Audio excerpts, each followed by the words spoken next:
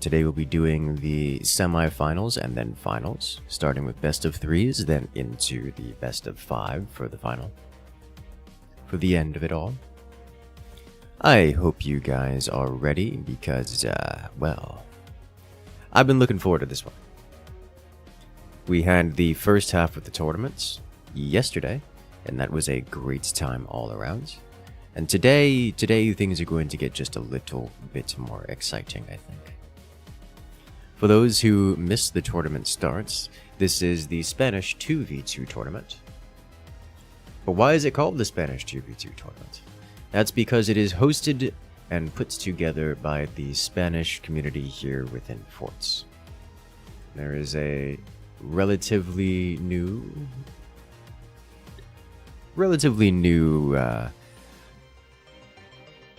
outreach, relatively new population of Forts gamers coming from France and the general Spanish-speaking side of the world. And that's something that, well, we're getting the showcase here today. What they've done is they went ahead and they've taken a tournament of theirs and opened it up to the English-speaking community and the world generally.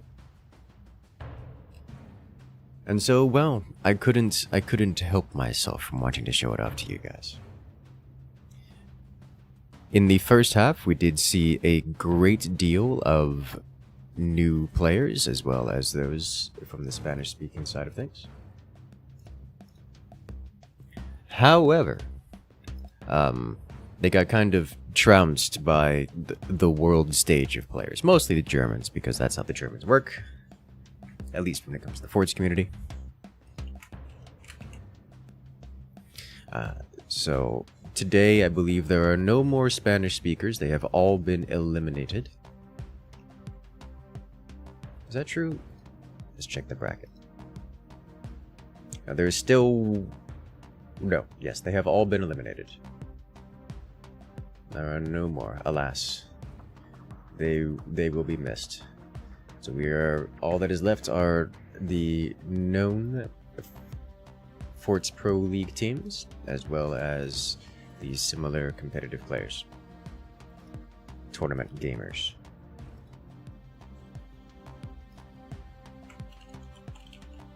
Which means you guys are going to get some good games. Great games. And I'm all here to show it.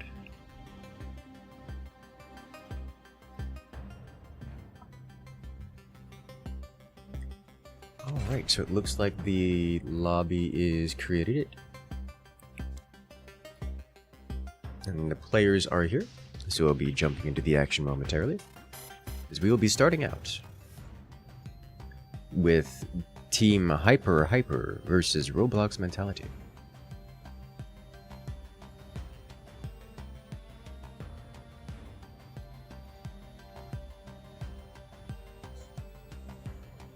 Some names that you guys know and love coming up right now.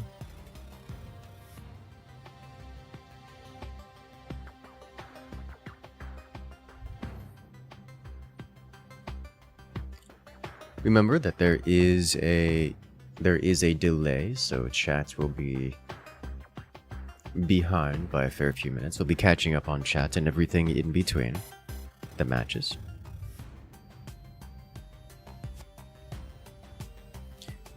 A little late technical difficulties? Less technical, more person-shaped, human-shaped difficulties, but yes, I've been doing what I can to help out.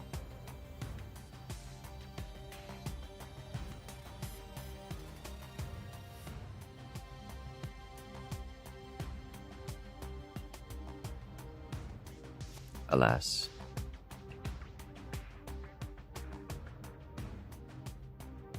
Did I say France and the general Spanish-speaking side of the world? I didn't say that, did I? Please tell me I didn't say that. Because that's not what I meant. I meant to say Spain. I don't know, that's... Oh, one of the French casters here was talking in chat, and I was reading his messages, and I may have mixed what I was thinking about at the time. Like, I was thinking about France because the French man was yapping. I meant to say Spanish because that's what this is about.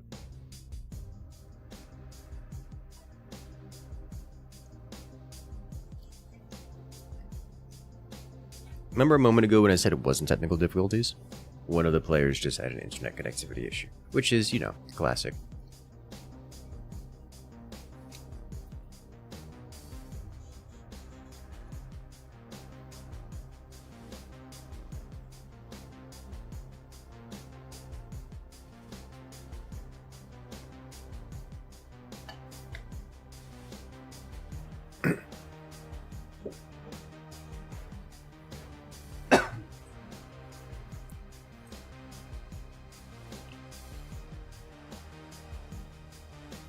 It's Forts. When don't we get good games? We always get good games.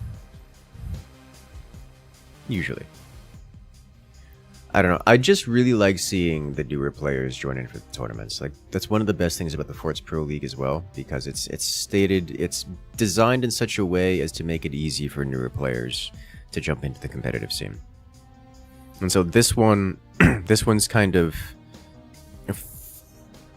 this grassroots. I say as if everything here we do isn't grassroots, but this one's very simple. It's like, oh hey, just, you know, a community, a sub community within the community of Forts is putting together a tournament, and they haven't participated with any of the usual players that you guys are accustomed to seeing on the channel, or anyone from across the world, generally. So it's nice to see them putting their feet out there, putting their noses out there and getting involved. It comes with the understanding that there's a significant amount of skill mismatch. As you know, the world stage is filled with Forts players that have practiced a lot for many years and have been competing for many years. And these newer players simply don't have that. Not yet.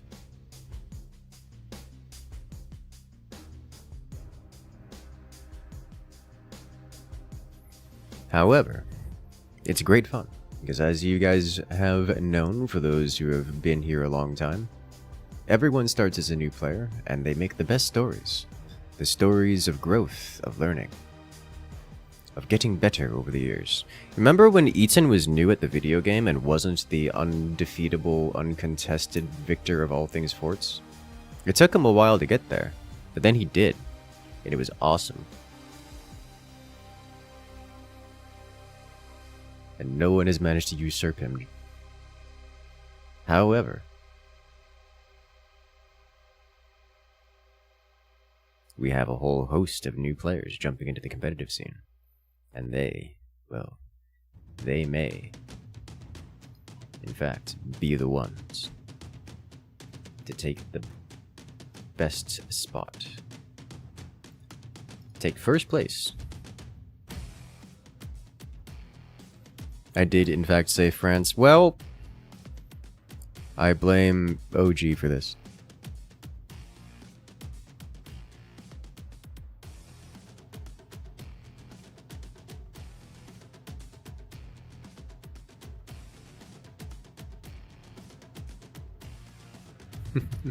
Classic American mistake. Why are you like this?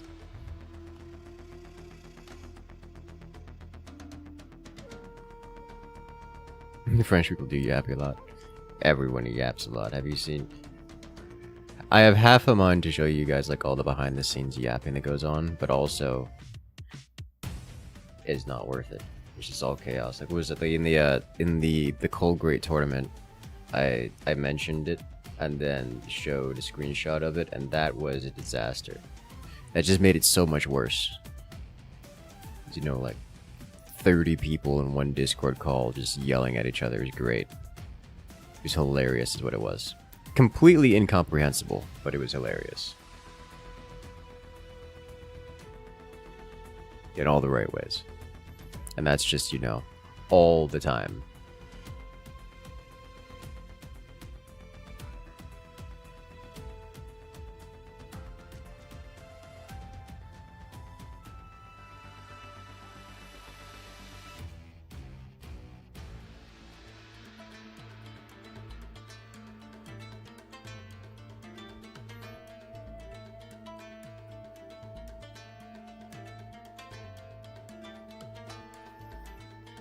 Alrighty.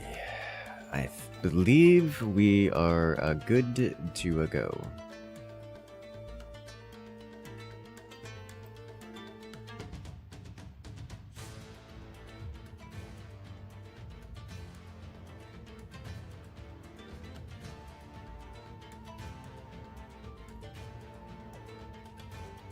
How to get good at forts. Get bullied, learn and improve, and then bully others. Yes. It's how to get good at everything, to be fair. Practice, practice, practice until you are victorious. Remember, I've told stories of my grandfather when he was teaching me chess. By teaching me, I mean merely playing against me every week. I have, to this day, never beaten him in chess. And yet, when I went to a chess tournament, I was quite successful the first time. It's like, what is my win-loss ratio in chess? Fat 0.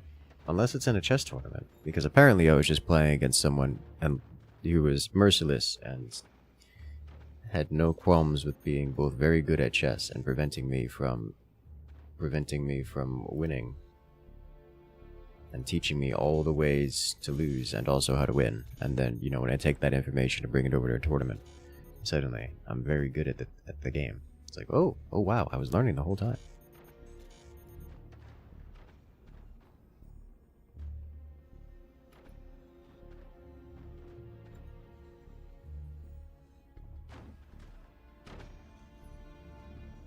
Welcome to life.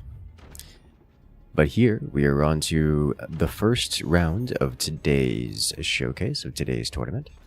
Where here we have on the left-hand side, excuse me, what is?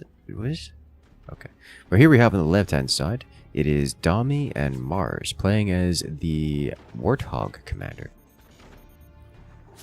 They're facing off against their opponents on the right-hand side. It's Alexander and Rybjik playing as the Pinchfist commander.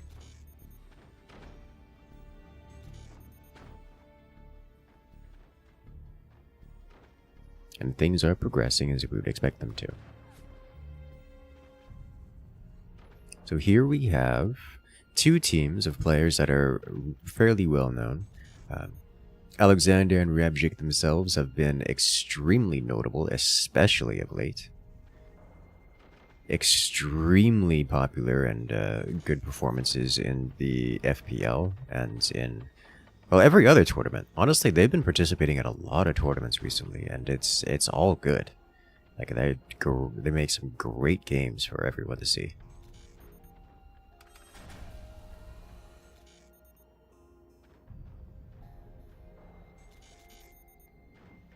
What I'm really looking for here is the reactions of the Pinchfist players. The Warthog players here on the left-hand side are going to be progressing alongside the pattern of the typical meta strategies, basically getting to heavy weapons eventually, with, you know, a nice stable progress toward heavy weapons with a sidestep towards economic upgrades of the upgrade center. On the other side, the Pinchfist players have options, like really good options. Pinchfist, the commander that sells off everything for extra income, extra starting money, capital as it were, enables them to get a little bit fast and loose with everything. So we have to keep an eye on them. They might do something crazy.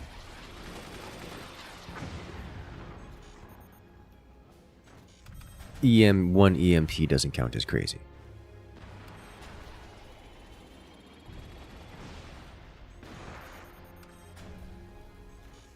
It does appear that the Pinchfist players here, Rybjik and Alexander, are building themselves towards what seems to be a fairly standard play. They're a little bit ahead of the team here on the left, but only because Pinchfist gets some extra starting capital, whereas the Warthog players don't. They don't appear to be truly taking advantage of the extra starting materials for anything beyond just bootstrapping a normal build. The fear with pinch fist players is that they may do something crazy. They may say, hey, we have extra starting money, so we're going to put that into building, you know, some kind of cheese or some kind of super rush or something that is just otherwise not possible. But no, they're just keeping it simple, letting it go. Just doing a normal build at about the same time as everyone else. Just taking advantage of the extra starting capital in the way of making them a bit further ahead, and nothing else, nothing exceptional or extraordinary.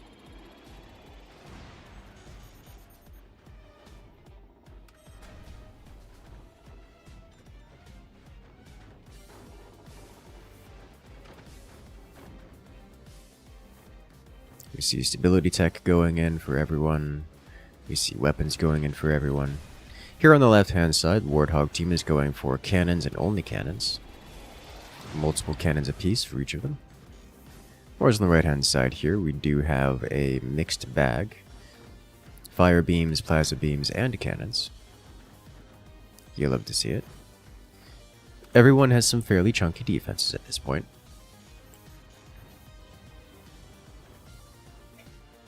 It is past cannon o'clock, but no one is ready to fire.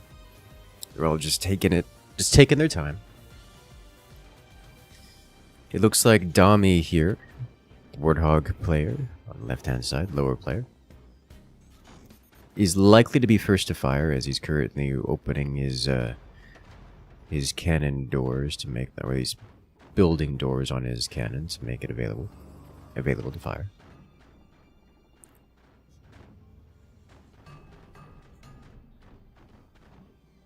Also, I'm realizing now that it's not Pinch Fist, it's Armadillo. Alexander and Ryabjik are playing as Armadillo, not Pinch Fist. Why did I think that was Pinch Fist? No, that's Armadillo, so they get the extra. That explains... That doesn't really explain much. They're just playing it fairly standard anyways.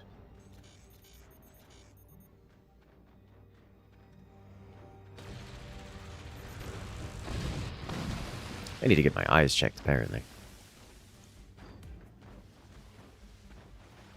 We have fire beam, plasma beam burning through, but a little bit of singeing with no real damage dealt.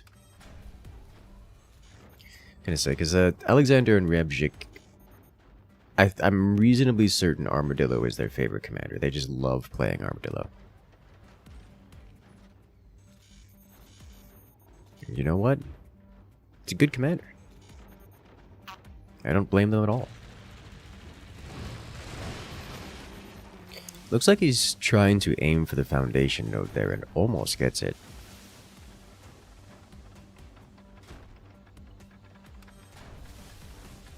But Team 1 here has a fully charged Warthog ability, which means they can slap with some serious firepower.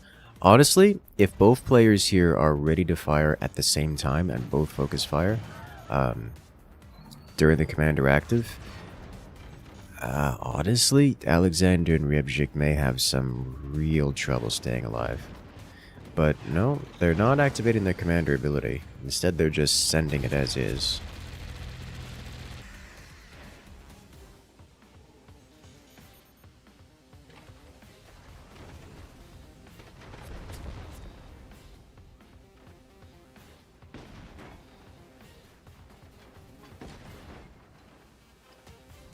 Some very tall forts for everyone involved.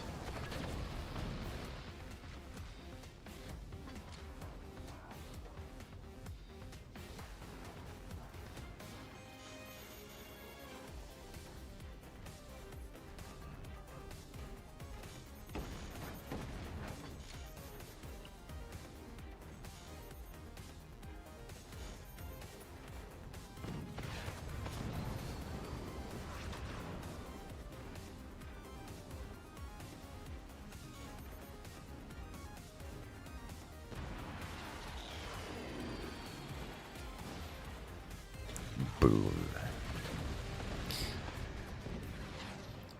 Fire beam, plasma beam combo. Punching deep. Cannons back and forth. I am surprised that Team 1, Dami and Mars here on the left-hand side, haven't activated their Warthog. About there it is. And now, are they focusing fire? No, they're not focusing fire. However, it is still enough to punch through and deal some damage. Alexander loses a fire beam. Rybjik just has to pay an extremely expensive repair bill. But in reply, well, the Russians have done some actual damage. They've managed to snipe out and destroy one of Mars's cannons, as well as a clump of his turbines.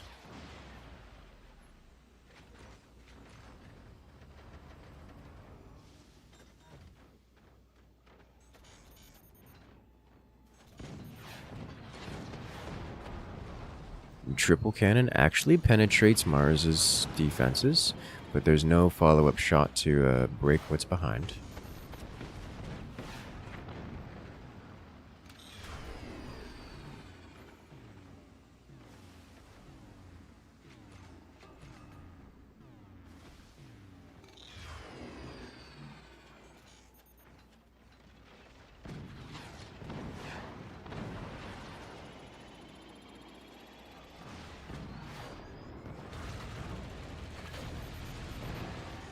Oh, we have a disconnect. Oh, the timing. Okay.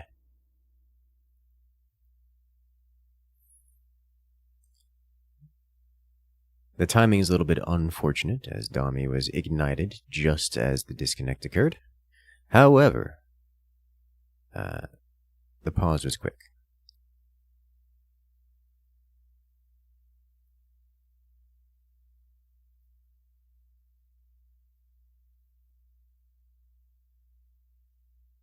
Once Dami returns, you'll be rejoining. It was a 5-second piece when he rejoins. Honestly, that might be reasonable.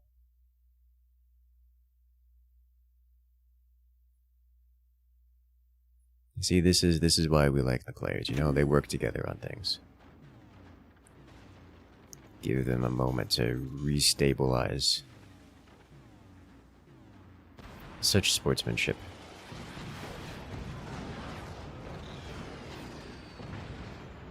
Oof. Damage. You know, with Rybjik's base so thick there, I'm kind of surprised he doesn't just add a return to sender as, Dami's cannon was exposed by laser fire and finished by a shotgun.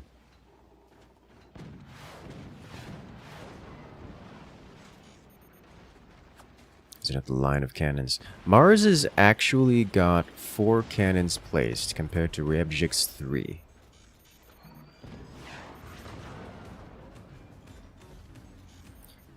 In what is turning into a slugfest, which, I know we all love here.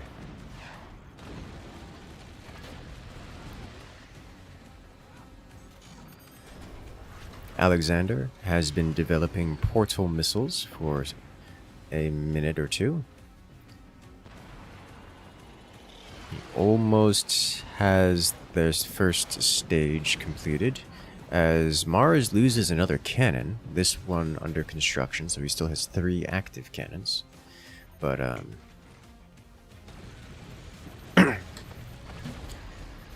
painful nonetheless.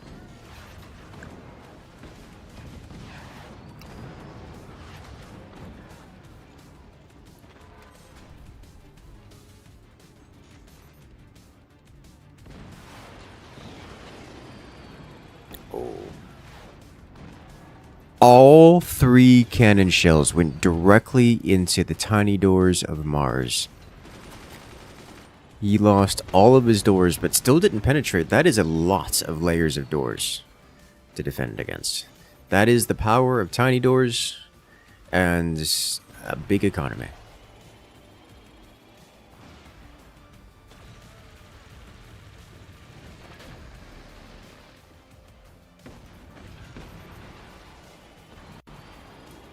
Oh my.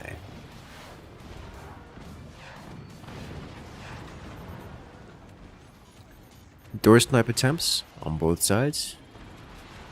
No one is injured. No cannons were harmed.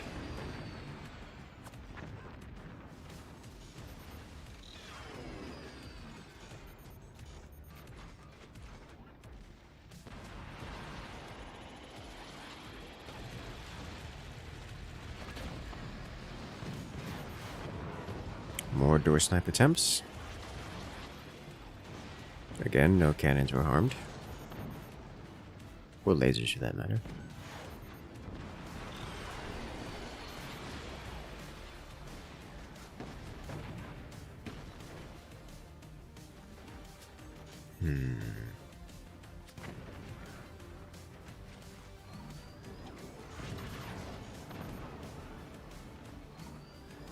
I feel the need to point out Ribjik here has a blinking forelong, which is death. That means that you're at the cusp of the end. The cusp of collapse. Irrevocable, unfixable. Everything has gone wrong. Oh, Mars has been breached. There's no follow-up cannon. Ribjik attempting to break through with a sniper. Oh, Ribjik almost eliminated there. Didn't quite have enough armor around his core, and Mars just kind of went straight to the center point, to center mass. Ribjik down to 65% in this one.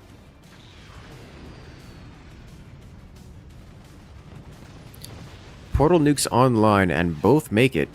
Mars has been cut open, but there's no follow-up shots into the weakened and sundered armor.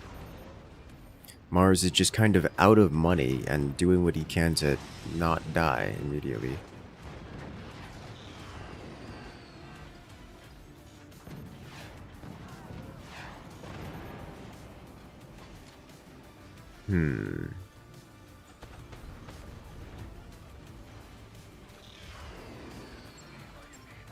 Nuclear launch detected.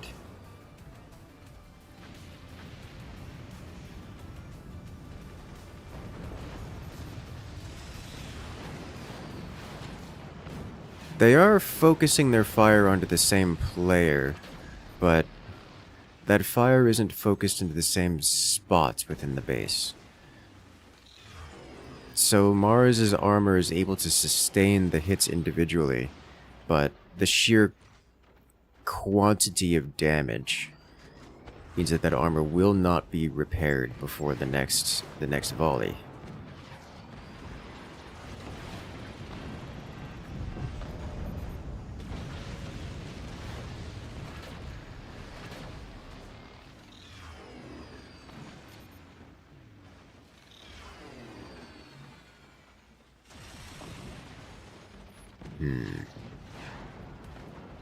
Looks like Mars preemptively selling a cannon because he knows he can't defend it.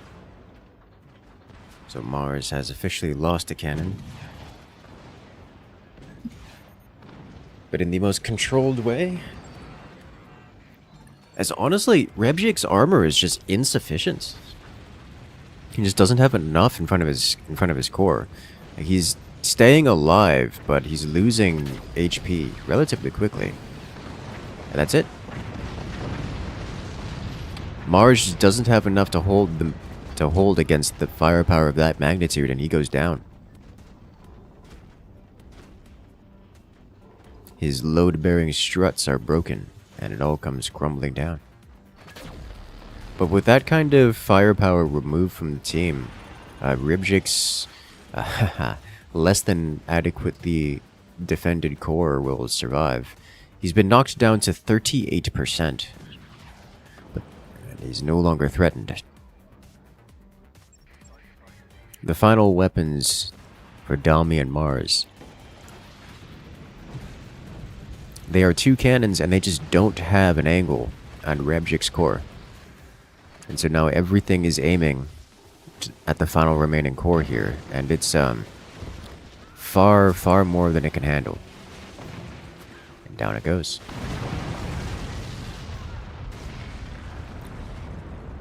Alexander and Rebjik win round 1 in this best of 3.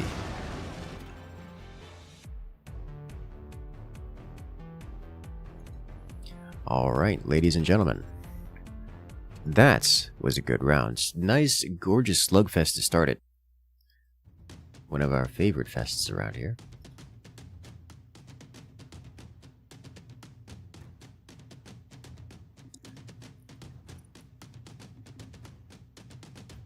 Well played.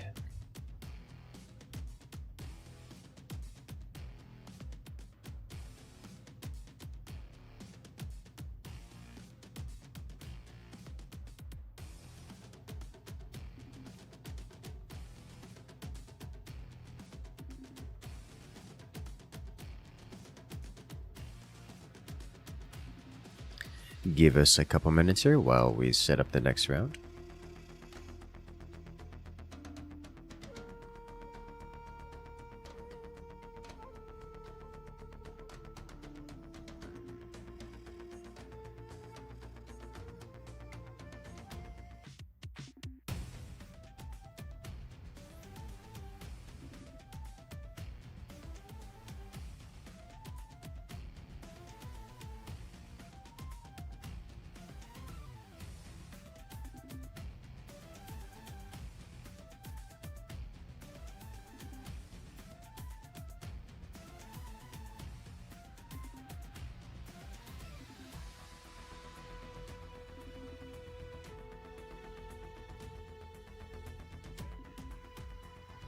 A question from chat. Is this a recast like last time? No. No. This is a totally live cast, a completely live cast. With a delay between my voice and you guys there in chat. It's a 3-minute delay.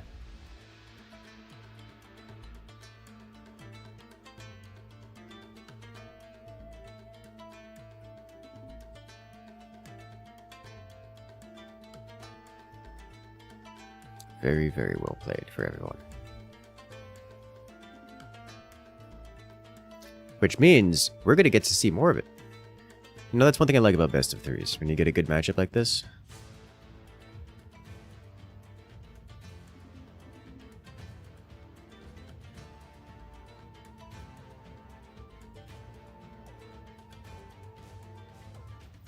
You get many more good games within the matchup.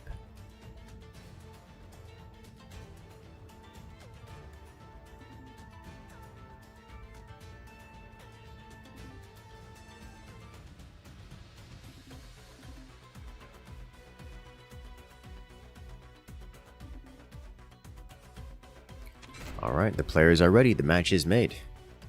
We're jumping right into the action here at now.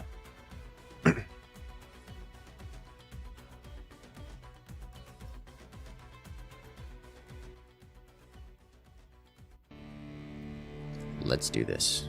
As we're off to round 2 in this best of 3. As here we have on the left hand side, it is Dami and Mars playing as the Seep Commander here on Vanilla 2v2. They're facing off against their opponents on the right-hand side. It's Alexander and Ryebzik playing as the Armadillo Commander once again. Now this is going to be an interesting one. There are no portal missiles available here, so Seep only benefits rockets and standard swarms here. And that has implications. So, why are you like this? This is such a minor detail to do. Adding the sniper at the angle like this. Okay. Well, it's there.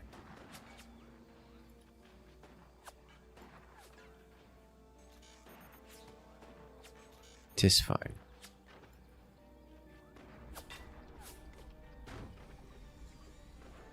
You know, I haven't seen this, like, in forever. I can understand why you'd want to do this. I have half a mind to do this every time, but then I just can't be bothered to do it. So, okay, so what's going on here? This one's kind of a detailed niche situation, where when it comes to projectiles and weapons, projectiles come out of a very specific spot within the hitbox of the weapon. unsurprising, it comes out from the barrel. Now, the barrel of this weapon, of the sniper, typically rests at about the halfway point between the length of a standard strut here.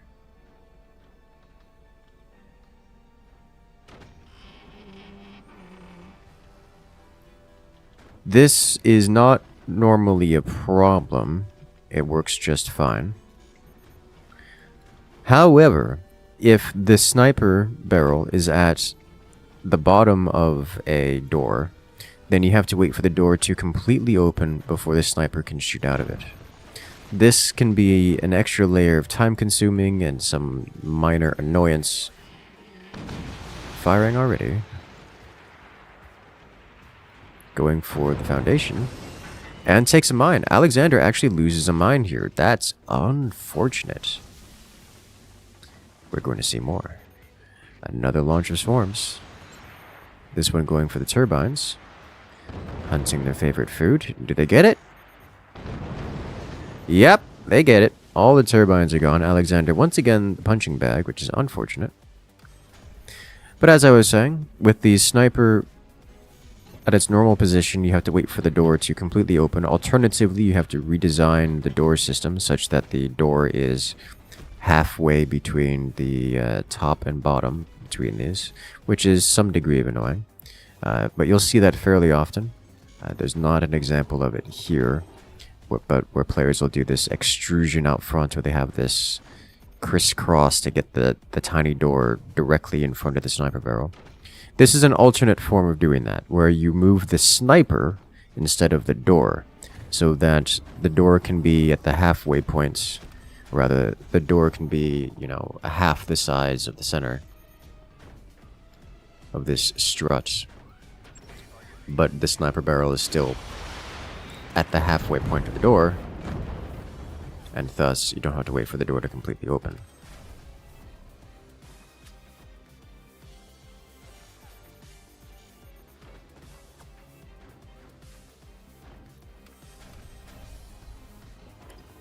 More interesting to this match in particular, the nukes are coming online shortly, as we have standard swarm missiles for everyone, or at least for everyone on Team 1. Over here on Team 2, they are reacting appropriately to the existence of swarm missiles, with loads and loads and loads of flak. At anti-air generally. Ryabjik and Alexander haven't quite managed to get their heavy weapons tech down. They're still working on their basic upgrades, or at least their mines and economic upgrades. Here's an example of what happens with a sniper. Notice how this flak is at the bottom of the door, so if the flak wants to shoot directly ahead, or, you know, even downwards somewhat, it has to wait for this tiny door to open completely, which takes an extra fraction of a second that can be avoided by doing something like shifting it up slightly. That's a lot of missile inbound.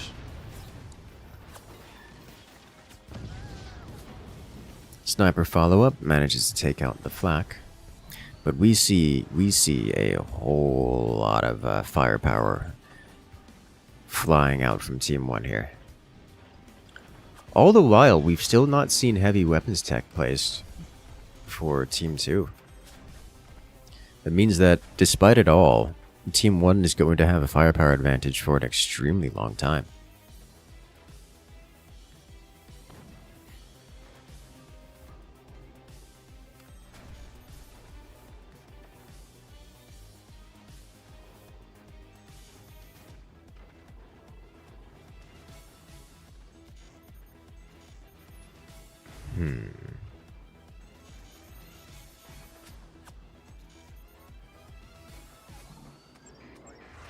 Another launch.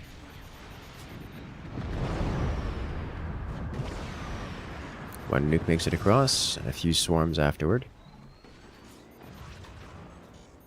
The AP sniper is revealed, and just like that, everyone on Team 2 has to thicken their defenses, or suffer the consequences of the AP sniper, well, destroying everything.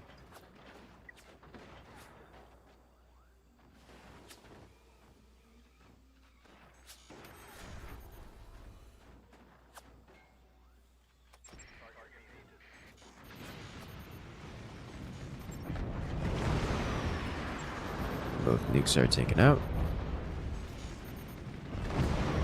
Wow, all nukes are taken out. A couple swarms make it across, but that's not a real threat. At least not to the players at this stage of the game. Definitely Team 1 absolutely needs to sync their missiles a little bit better.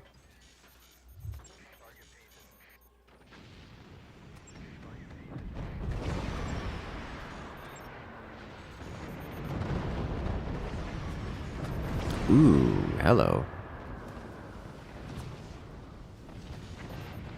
Massive damage. Dami gets hit by his own swarm missiles after they are, after the nuke is destroyed in the launch tube, causing some pretty substantial damage across. He's going to be okay. He will have to reconstruct his batteries. It's painful, it will slow him down, but he will survive this. Whereas on the other side, Team 2 just kind of plugging along. They're playing Armadillo as Armadillo is meant to be played. Slow, steady, building up all the defenses. Alexander, the one that's getting punched the most, the hardest, has placed his tier 2 tech. It's about 3/4 of the way complete until he gets access to energy weapons. And Ryebjik just placed his own.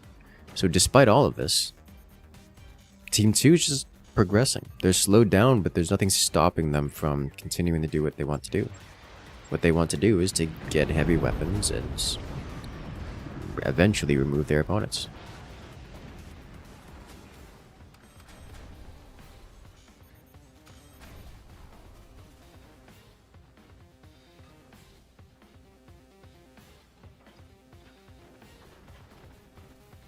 Alright. We're going to have a game here. Honestly, Dami and Mars need to step up their firepower. They need to add in something else here. Be it rockets, be it... I mean, miniguns are an okay choice, but they're losing the miniguns to the sniper war. They need map control, and they need to apply a lot of pressure.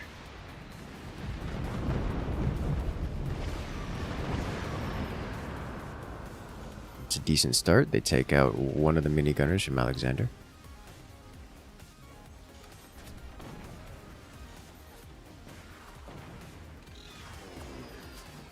As Mars is getting bullied by snipers.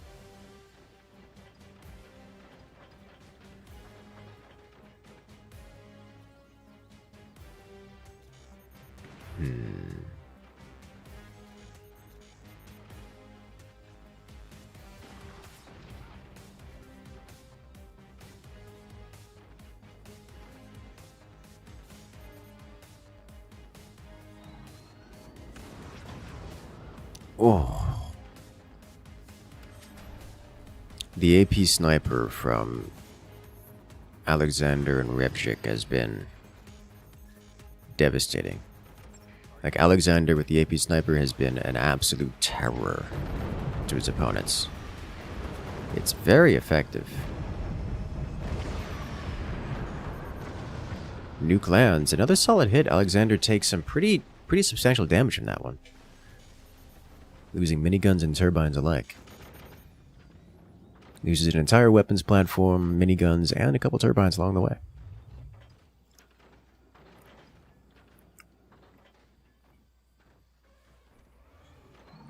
And now, we need to do another launch. Send it! One nuke makes it, swarms flow through. They hunt for and find another turbine. Classic swarm missile. But this is where things start to change. Here we have Alexander has successfully completed construction of his first plasma. So things are about to get dangerous for Team 1 here.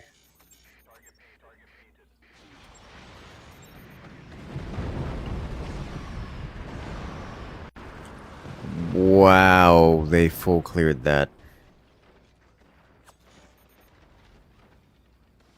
So usually the timer I go for is 15 minutes. If the aggressive player doesn't manage to defeat the defensive team by the 15-minute mark, then the defensive team will take momentum and just kind of run away with it. We are at 12 minutes and 20 seconds right now. So I would give Dami and Mars another 3 minutes to get real damage done and put their opponents onto the back foot. Or I'd say it's going to get pretty insurmountable, where Alexander and Rybjik are just going to have too much, and they're just going to run away with the game.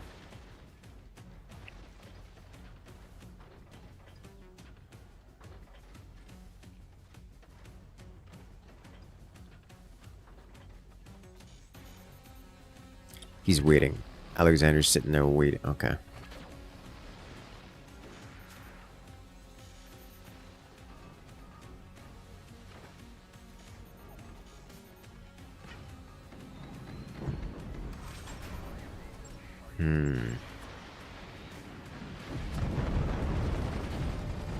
Oof.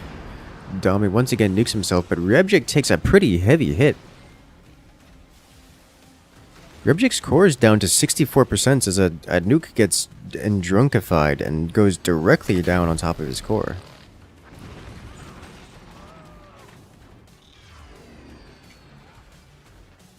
It's worth noting at this point, everyone has gotten laser tech. Dami and Mars, while they started with missiles, have developed laser tech of their own. Dami's gone with the fire beam, presumably to burn the anti-air out of the sky, where Mars has gone to the plasma. He's looking to deal some damage. Supplemental damage. The fire beam is active and protects the missiles. Double nuke gets through. Huge hit. Rybjik loses 3/4 of his base to that. That's the kind of damage we needed to see. That's what Dami and Mars needed to do before Alexander and Rybjik ran away with it.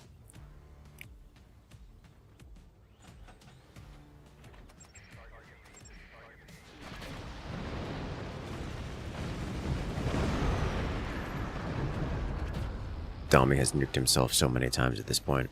It's a little concerning.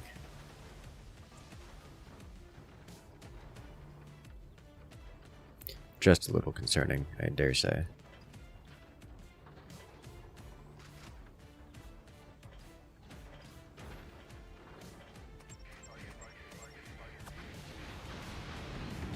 Sense. Once again, the missiles are fully defeated. I think Dami needs to develop a second fire beam for better anti-air suppression.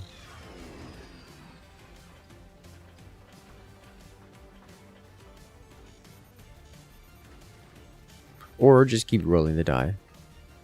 See if they can get lucky and land their hits. Huge hit. A door snipe. Mars loses a plasma.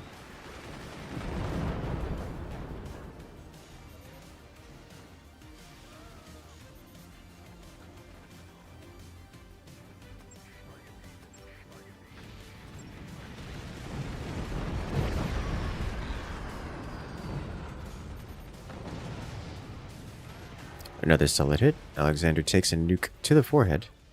As Rybjik's just still rebuilding. Honestly, Rybjik took so much damage in that massive volley that it's going to take a while for him to recover. So Team 1 here on the left is just focusing on removing Alexander, the only remaining and fully intact opponent.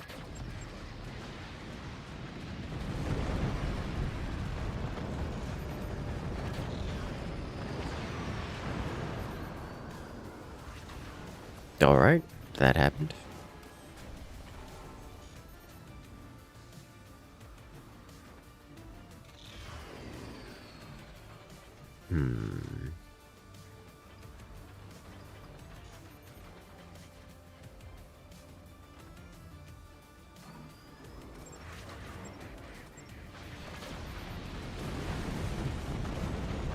I will say Alexander's doing a great job with those lasers. keeping the missiles knocked out of the sky. It's just... there's so many of them.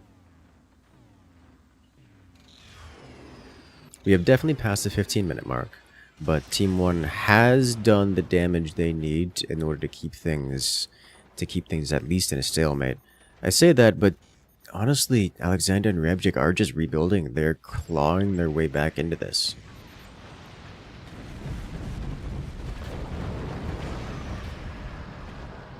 Two more nukes.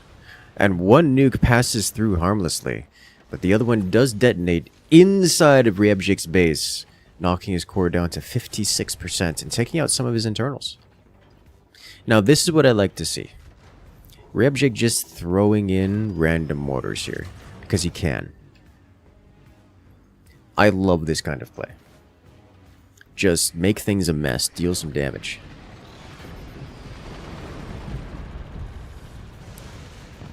Oh, it's gonna do a lot. Alexander just had his front it just fell off. It's just gone.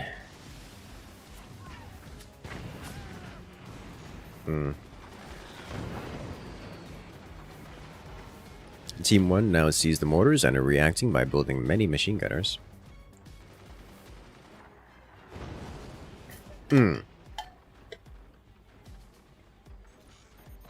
Rebjik is now aiming directly at Dami's core.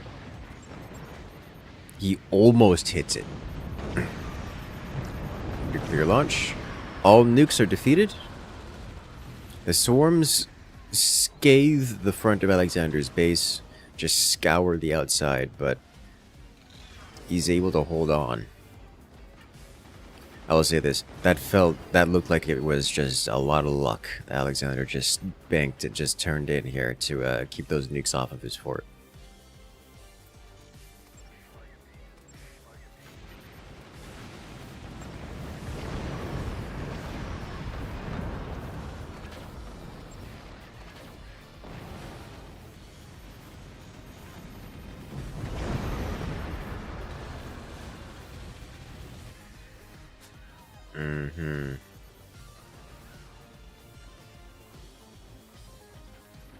Dami needs some additional batteries so that he can fire his fire beams and missiles at the same time.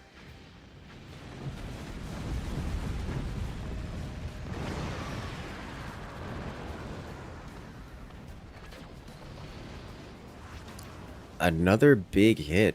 Rebjik just getting cleaned out. This is a different kind of slugfest where both sides are struggling to make progress with anything, but there's a lot of damage happening everywhere. Like, Dami just lost another fire beam.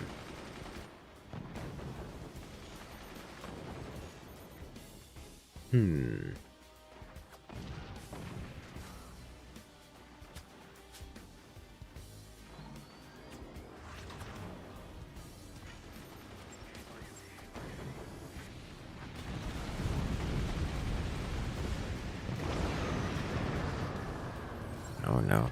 The nuke gets drunked and dunked into the floor. Oh. Nuke juke dodges out of the line of fire from the minigunners.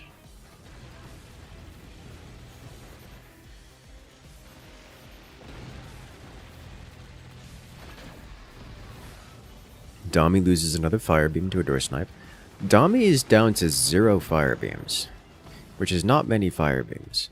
And with 0 active fire beams, the missiles from Mars and Dami will not be getting through with much consistency, if at all.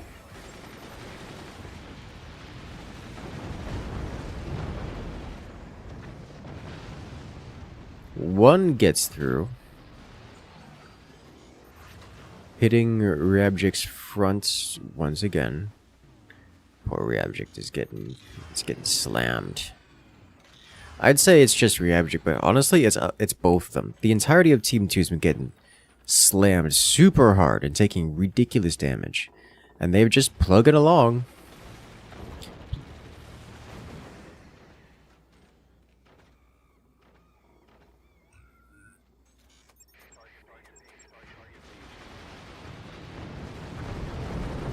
Oh no. Mars nuking himself twice. By that I mean, Alexander managed to snipe Mars's nukes as they were coming out of the launch tubes, causing them to detonate on top of Mars's base.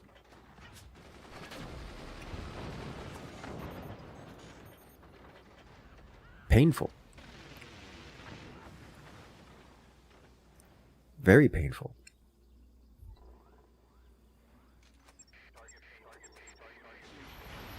Missile launch time.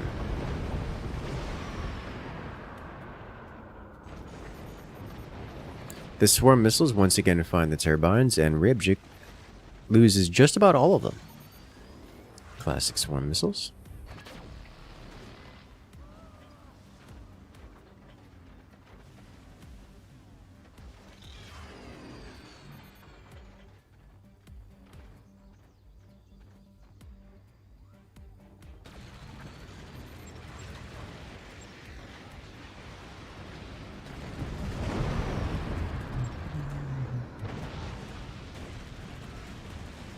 Nuclear launch detected.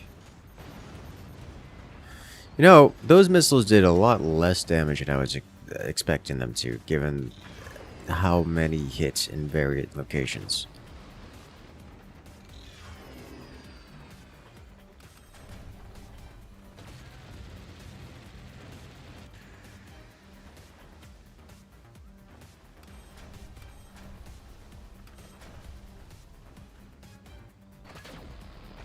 Another plasma beam fires, finds nothing.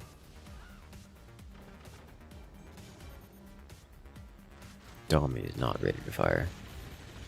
Does not have the energy production to keep up with things. Yet.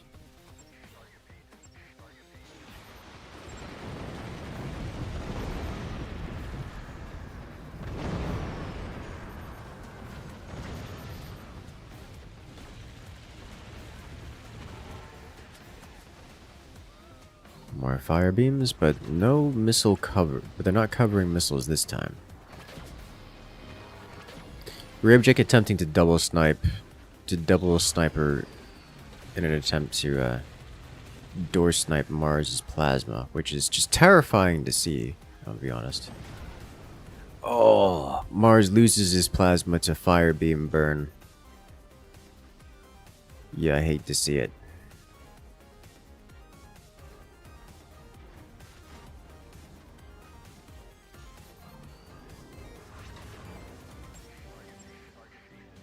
So, no.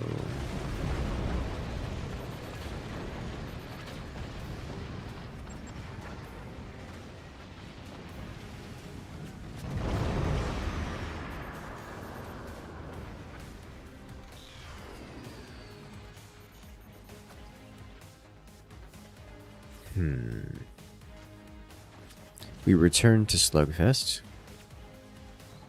We have blinking struts for both teams, as the bases just continuously build taller and taller, hoping to find damage where they can. We're coming up on 25 minutes, and everyone is building new weapons.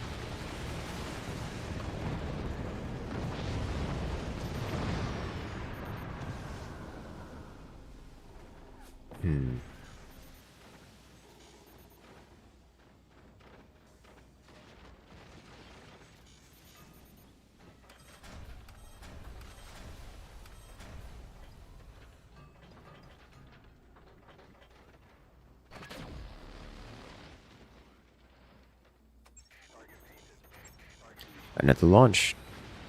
With another launch comes another opportunity for destruction.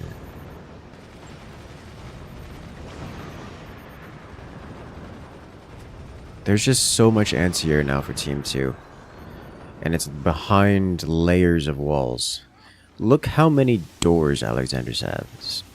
Like, there's just layers upon layers of doors.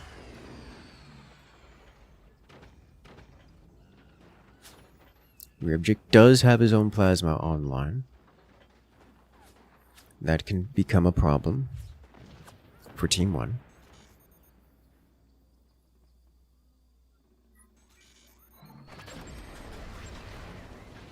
Swing and a miss.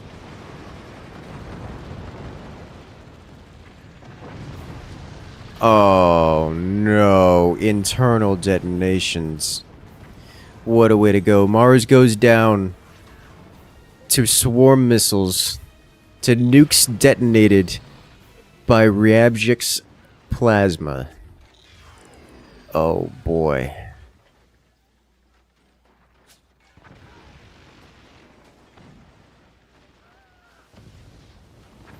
Well, that got exciting. We're gonna have to see that one in the replay for you guys. Oh, and the angle on that? Taking the turbines from below? Alright, well, I think Alexander and Ryabjik are doing the good thing by winning the game. They're coming in with the... I want to point out, that nuke went under these doors, above these turbines, before impacting the bottom of this minigunner position and taking everything out. Like, that's wild, though.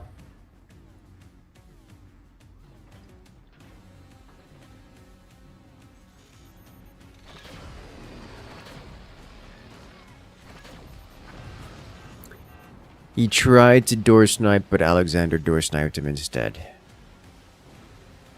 Mars and Dami no longer have any heavy weapons, barring the one surviving nuke. It's pretty rough. It's pretty very rough.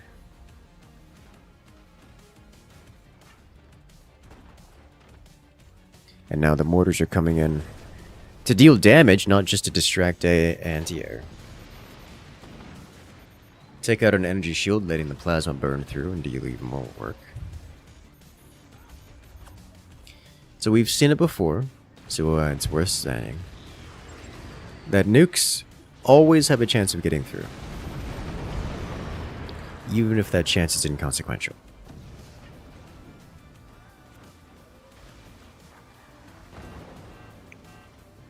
With mortars directly to the core, are we going to see the mortars end the game here in Team 2's favor?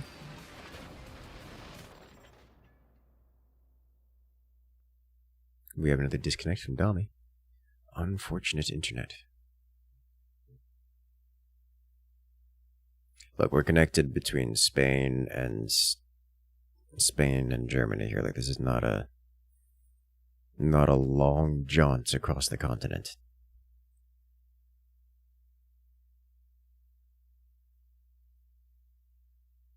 The internet's just having a rough time today.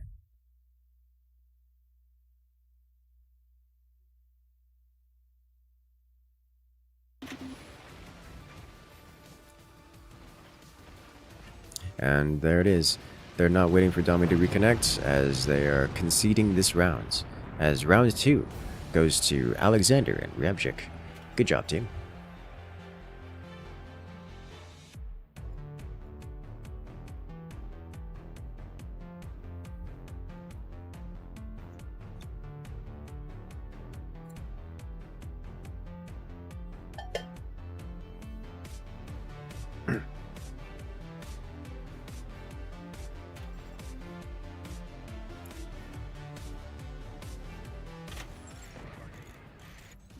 So this one was a wild hit, by the way. Kind of a delayed impact.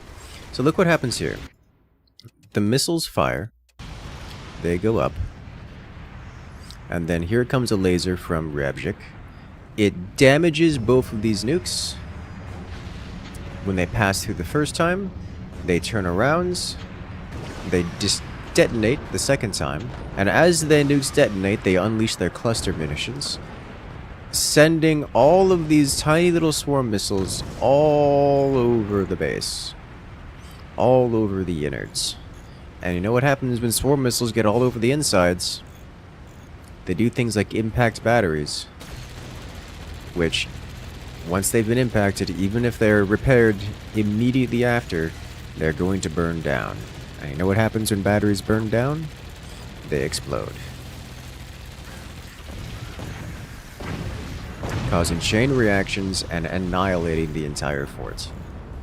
So yes, despite being on a bit of a delay, it was in fact This plasma right here from Ryabchik, which ended his opponent. Very, very well played.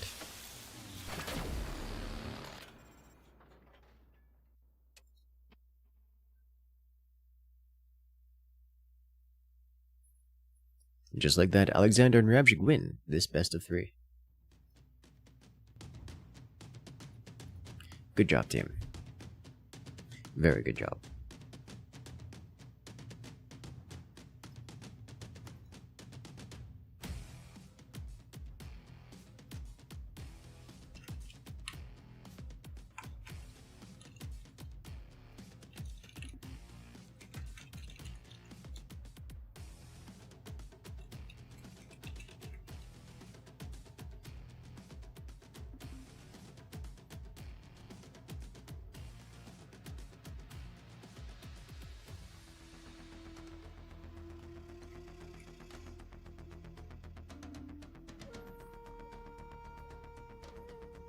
The Germans.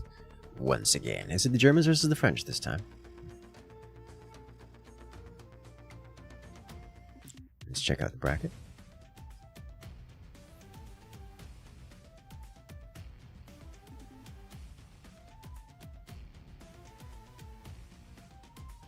Yes. Cannon Express versus Buzzsaw Dilemma. Cannon Express, one of the French teams from the Forts Pro League, versus Buzzsaw Dilemma, Nanuki and Bombstander. It's the Forts Pro League, but again. You'll love to see it.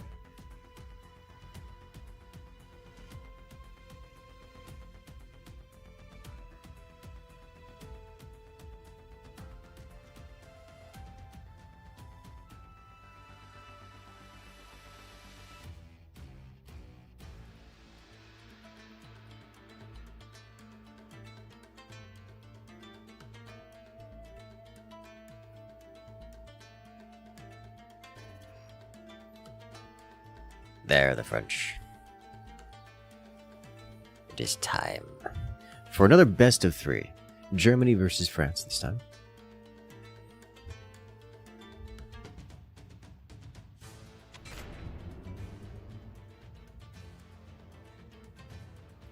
Let's see how this one goes.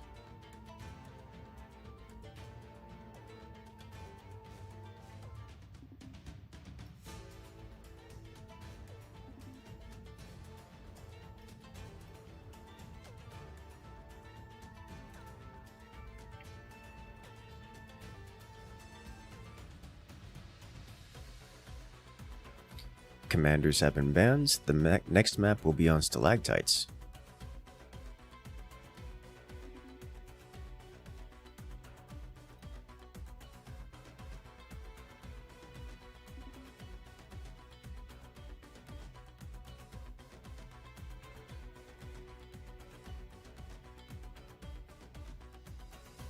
Cool, going in about a minute.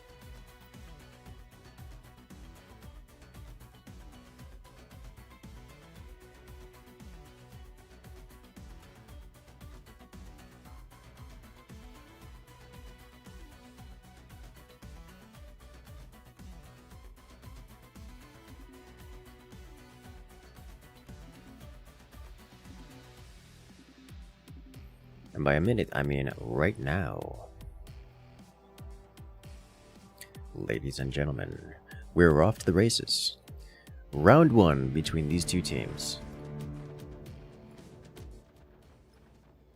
Where here we have on the left-hand side, it's Nanuki in the upper fort, and Bombstander in the lower fort. The Germans here are playing as the Armadillo Commander. They're facing off against their opponents on the right-hand side in the red-colored forts. It's Though 15 Rider and OG playing as the Architect Commander. The Frenchmen are looking to see if they can't defeat the Germans this time around.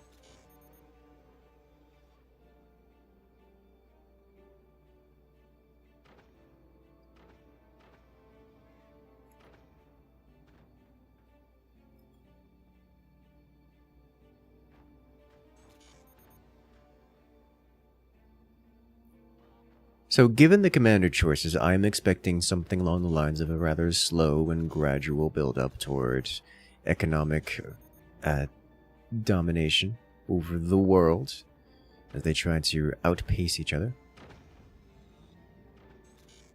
We just straight up see upgrade center first. Like they're not even pretending to be aggressive or threatening anything. They're not checking each other. They're not trying to keep each other honest. They're just, everyone involved is going pure greed.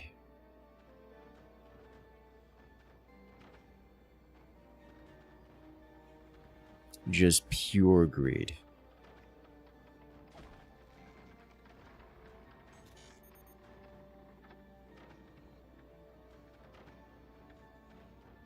You know, I can get behind that.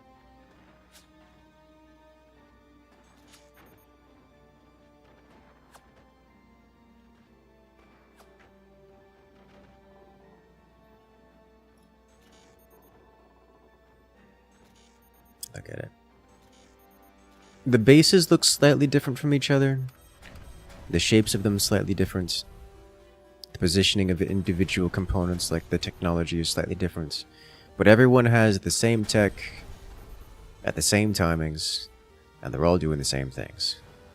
This is going to be one of those no rush, like treaty maps or treaty rounds for the first 6-7 minutes. The only thing I could potentially look for here is like a buzzsaw. We do see an AP sniper from both Bomb Stander and OG, which is almost a violation of the treaty, but not quite.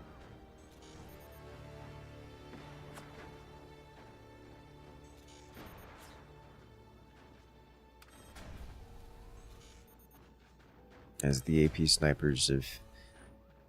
Oh, the only targets they could hit are other AP snipers, meaning there's just nothing going on here. As OG and everyone else just works their way. OG is the most aggressive with the AP sniper, but I mean, there's just nothing for him to do with it. So everyone's just kind of ignoring it and moving on and upgrading their eco.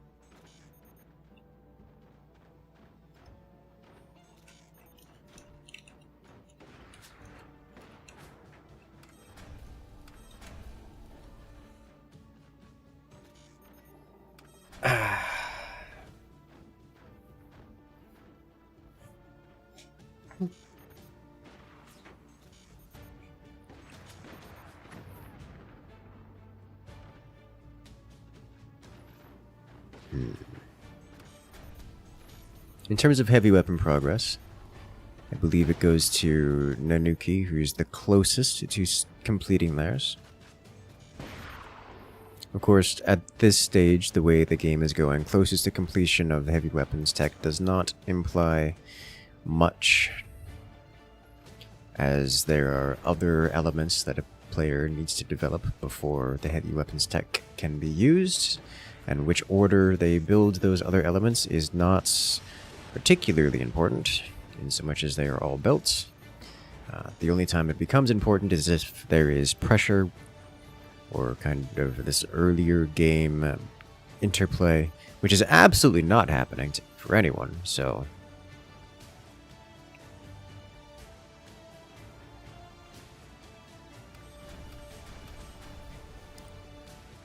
Indeed. Execute case and points. Nanuki may have completed their technology first, but first cannon placement goes to the 15 Rider. First laser placement goes to Bomb Standard, as we see the construction of the skill gap once again.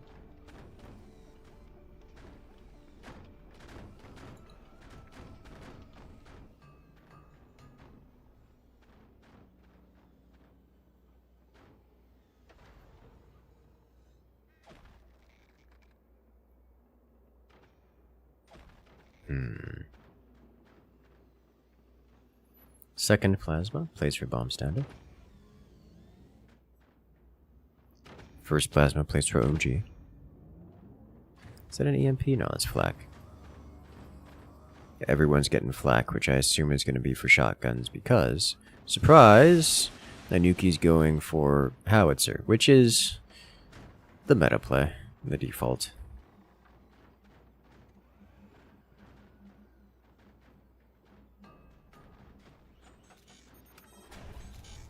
I did mention buzzsaws earlier, but by the time Bomb Stander's buzzsaw came out, it has long past the point where it mattered.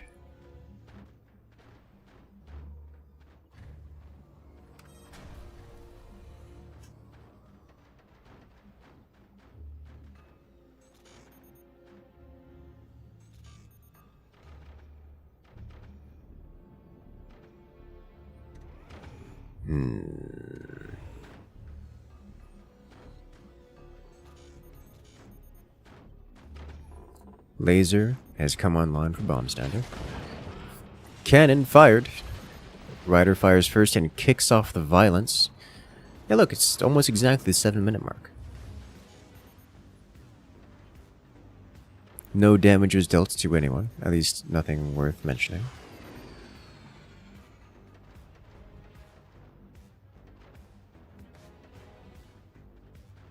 I want to say this, I do like the double mortar hole option here.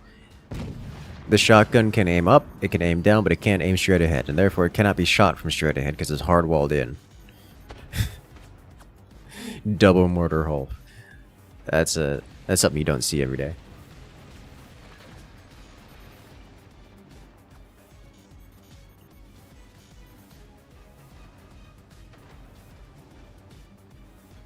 It's beautiful, I like it. Well, that said, the angle from the laser down here. Do it. Oh, yes! Perfect. The angle from the laser down here makes this shotgun vulnerable. Looks like he's closing the lower murder hole just to prevent the laser from taking out that shotgun. Is he reopening it? He's reopening it to add in some machine gunners. Okay, I don't blame him for that. He really doesn't want the EMP to get involved.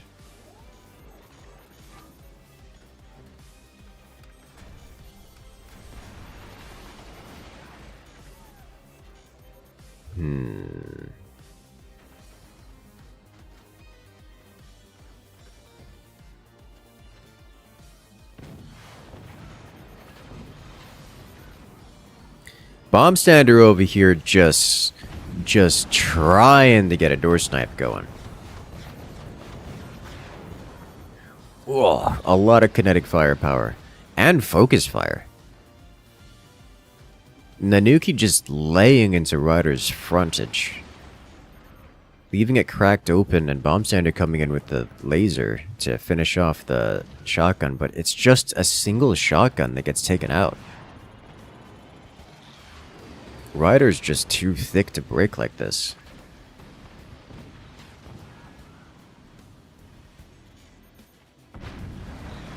Do it. Shotgun. Perfect. Yes. Good job. Oh. And he's broken. Ryder's armor is actually penetrated. Just barely, but enough to take out one of the cannons. Surprised it didn't do more damage.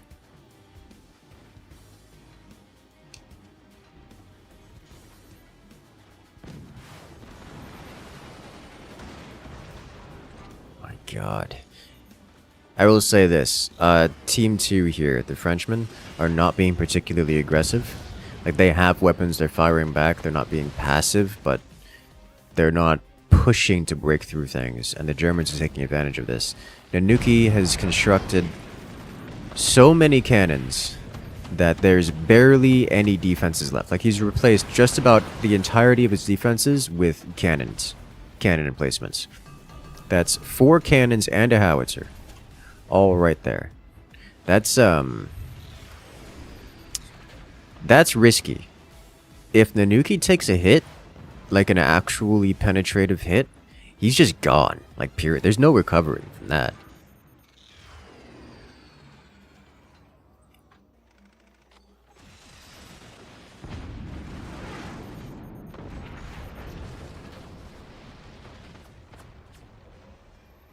But hey, if they're not going to be punished for it, they can just keep laying into the fire. They can just keep laying on the firepower. It is worth noting that OG down here is expanding his own firepower. He's bringing his portal nukes online. As here comes the portal. And the nuke launcher is online and ready to go. OG just needs the energy to fire, then he can send it. And send it he is. There's not a lot of anti-air, but I suspect we're going to see this. Oh no. Oh my. I didn't. So that was always a possibility. I noticed. I didn't mention it because I didn't think it was going to happen. The Nuki just got too greedy and ripped himself off his own foundations. The rippage was triggered by a poorly placed 20mm. And what a beautiful shot from Ryder, taking out the portal from the portal nuke here. That's impressive. But, oh my god. The Germans just went from incredible firepower superiority to... Whoops! I accidentally fell into the void! What a throw. What a way to go.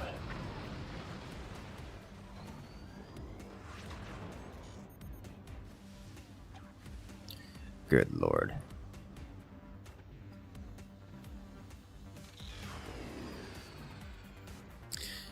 So that changed things quite a lot.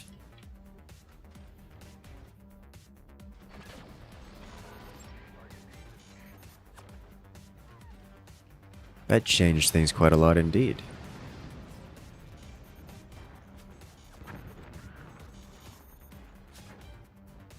So as it stands, Team 1 here, Bombstander and Nanuki, are at an extreme disadvantage in every regard, to put it lightly. I don't want to count them out because, you know, they still have all of their weaponry. They still have more than enough economy to wield their weaponry, and, you know, that they're dealing damage. They're fighting back. It's just,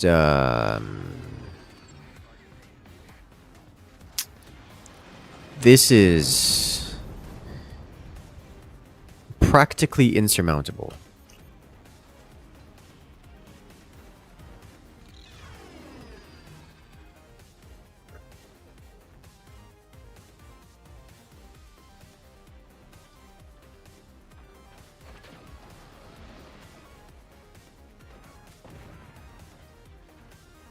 Honestly, I think they need to focus both of these beams into one spot and see if they can't punch through the doors. Like, they need to get rid of... They need to snipe out some of Red Team's weapons.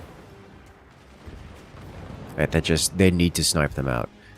And there's a couple ways of doing that. Door sniping is an option. Just punching the doors is an option. Like, this can be punched through by a pair of lasers. It's just, like, they have to. They have to get the door snipes. They have to clear out the weapons.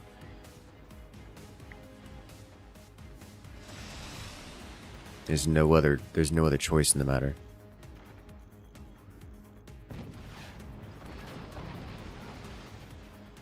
Like, they're sitting there trying for the door snipes. It's probably their only real solution to coming back in this game. Like, there is a world in which they can just focus their beams and get through the existing doors, but... Oh no. Oh, it's bad.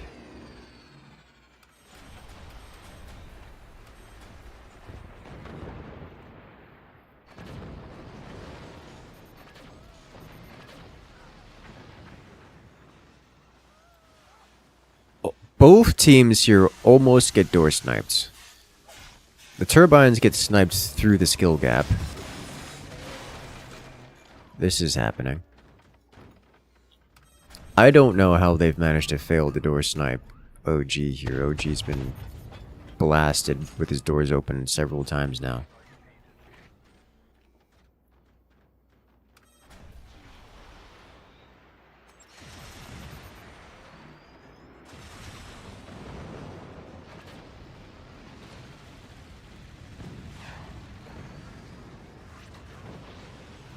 Nuke lands, massive damage dealt. The skill gap come... And there it is. Armor broken.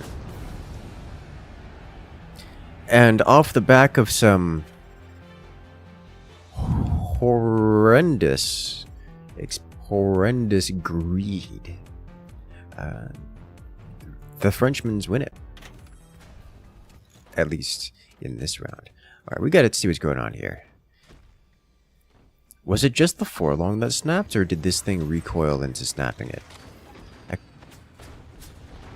It's just... Oh, it's just the forelong that snapped. I thought he fired this... Yeah, okay. The forelong snapped and it all went down. I thought he fired the 20 mil. So I saw that and I was thinking the 20 mil was going to be the problem. Or at least the trigger of the problem. Because it's close enough to the wall that if it impacts at all, then it's going to cause the forelong to break. Because it looks like the 20 millimeter is going to be the end of it. But no, it's just collapse off of too much girth.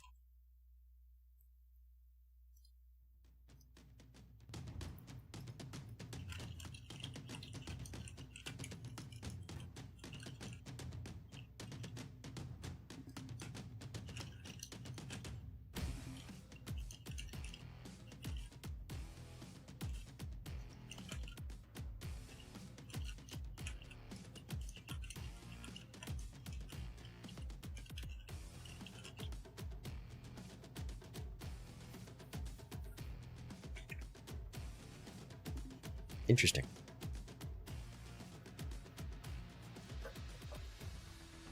Classic.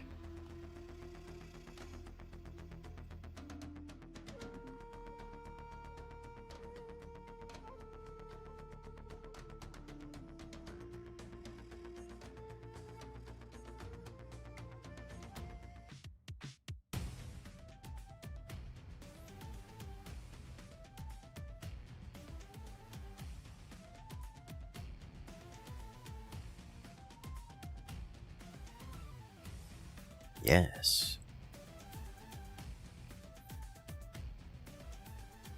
Alright, give us a moment while we set up the next round. We get a new wave of commander bands and map setup. Looks like the next map will be on Caverns.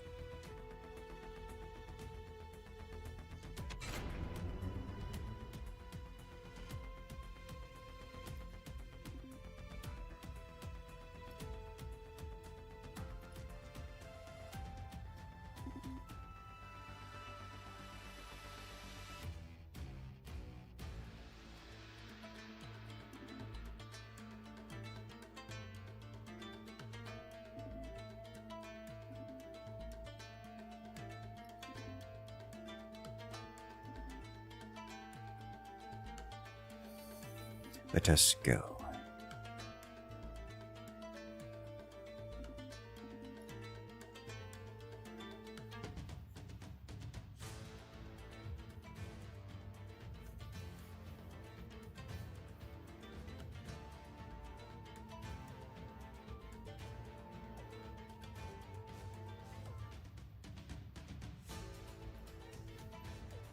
Excellent, yes. These are good games. These are very good games. I like these good games.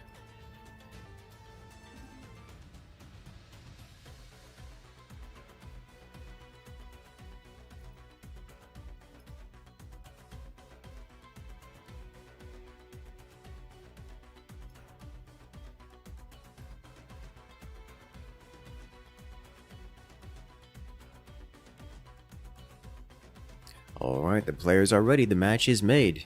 We're jumping into the action right now. What happens if you get stability tech? He had stability tech. It just snapped anyways. Just too thick, too girthy, too much.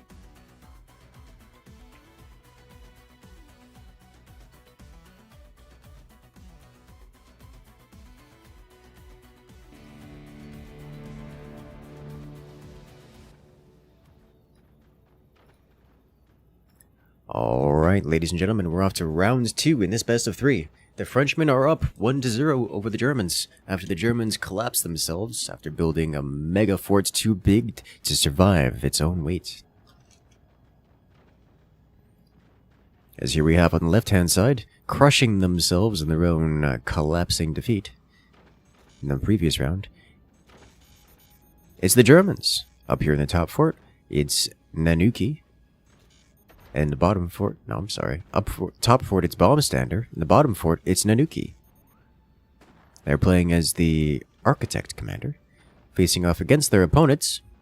On the right-hand side, in the red forts, it's the Frenchman, OG and Though 15 Rider, playing as the Seep Commander. And with the Seep Commander comes glory. And mostly rockets and missiles. I have a pair of snipers from the Germans, casting psychological damage over to the Frenchman.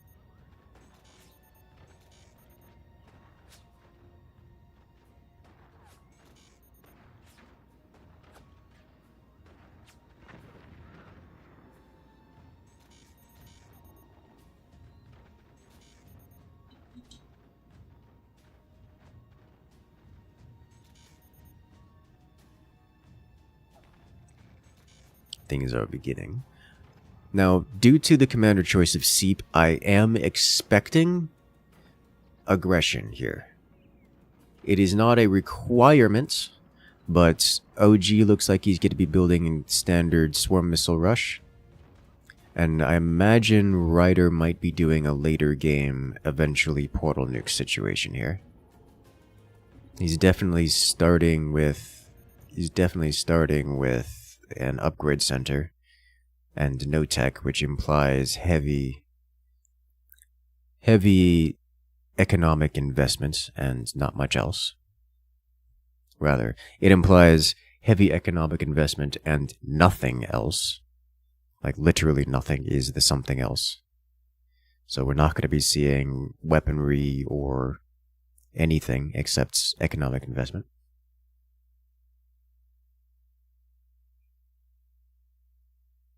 Nanuki's internet crashing out now. Why is the German internet collapsing today?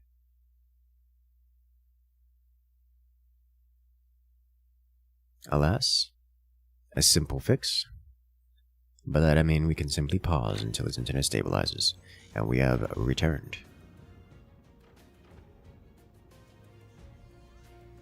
On the other side, I'm expecting much more economic plays and slow development, which is exactly what we see. Upgrade center firsts for everyone, with a focus on economy development, which is exactly what we're seeing.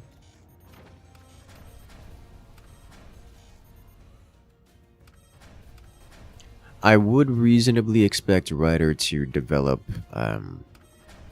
lasers first as their weapon of choice, mostly fire beams and support for the missiles.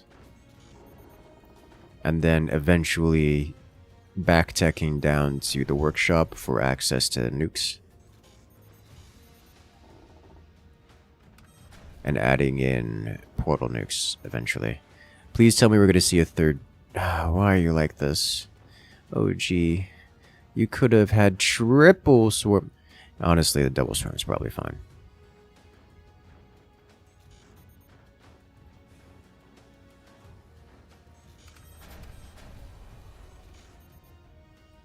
But the glory of triple swarm. At the moment, there's no real good targets to hit for OG with these swarms. I would not be surprised if he just doesn't fire. Both players on Team 1 recognize the swarms exist and are defending against it by building thick extrusions of wood in front, such that there's no targets to hit beyond the wood itself. And given that wood is not a real target, not really much to do. This is something swarms can do. They can target components and just kind of meander their way into hitting something else. I'm genuinely surprised none of these turbines got hit by that. Yes, there's no direct line of sight, but as you have seen many times before, direct line of sight is not a requirement because they kind of scatter every which way. So Nanuki did genuinely get lucky not losing any of his turbines there, but even if he did lose some turbines there, that's not a big deal. He can just kind of move on. Honestly, he's certainly over investing in turbines right now. Just because he's good, I'm sure, struggling to spend his money elsewhere.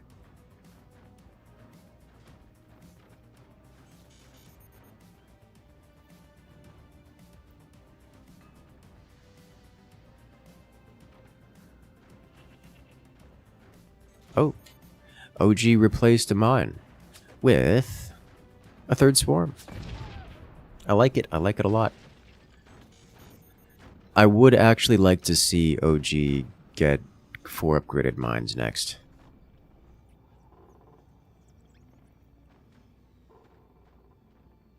I would actually like to see him get 4 upgraded mines next, just to get his eco going.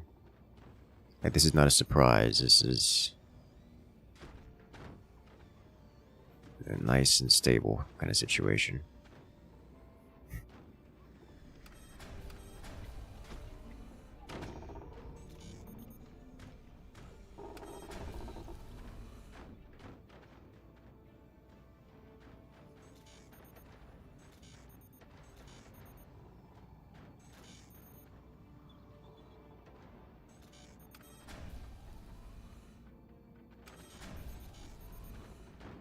Double plasma out of bomb stander. I like it. I am personally partial to double plasma over fire beam plasma. Like, fire beam plasma is just kind of better, more efficient, but double plasma gets you closer to triple plasma, and triple plasma gets you closer to quad plasma, and quad plasma ends the game.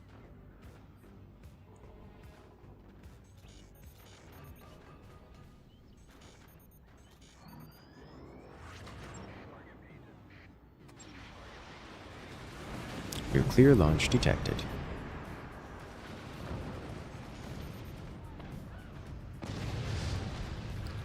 Impact. The nuke takes a heavy hit, but it's all wood that takes the damage, which makes it not a heavy hit. If OG goes down the same way by self-inflicted nuclear internal explosion, that would be hilarious.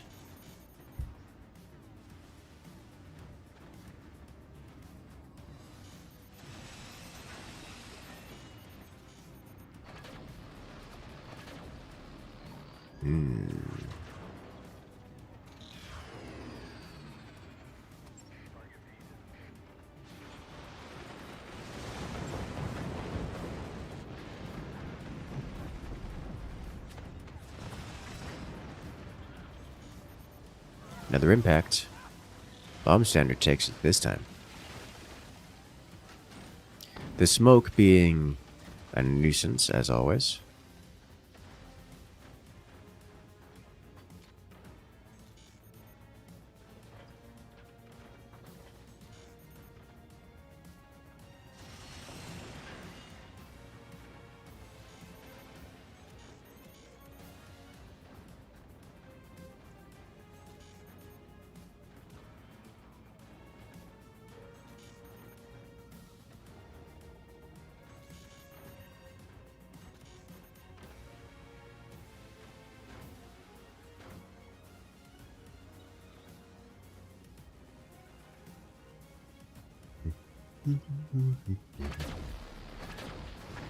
Double plasma, digging. Door snipe attempt, failure. A lot of scary, but no damage. That was actually hilariously close.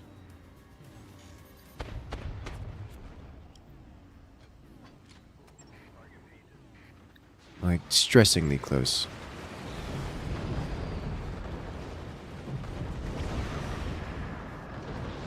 One nuke makes it, causes the whole of the nuke's fort to wibble, wobble, and recoil in damage.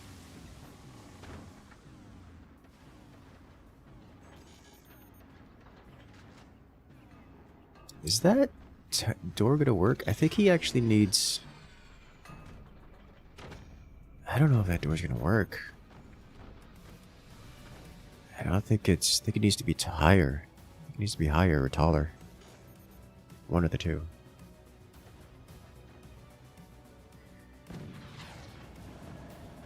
Oh, I see what that's for. Okay. Well, There's door snipes happening on both sides now. Bomb Stander loses the Magna Beam to a door snipe.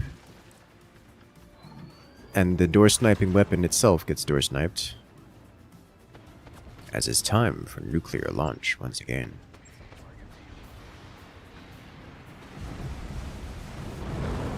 Double nuke makes it.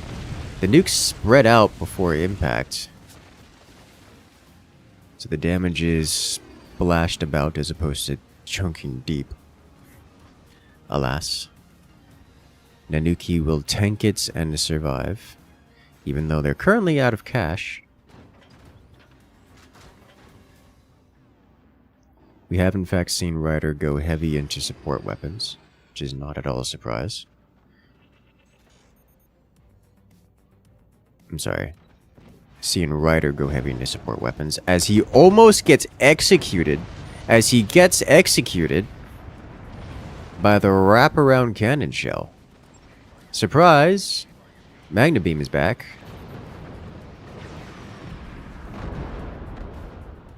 And just like that, the Germans are just kind of trouncing over the Frenchmen this time.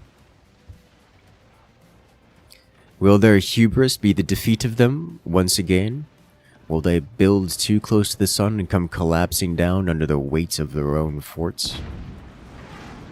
Will the Frenchmen survive and retaliate with extreme destruction? Whoa. Another attempt at the wraparound shot. Doesn't quite make it. But does get close enough to deal damage to their core. The Frenchmen's final remaining core is down to 81%.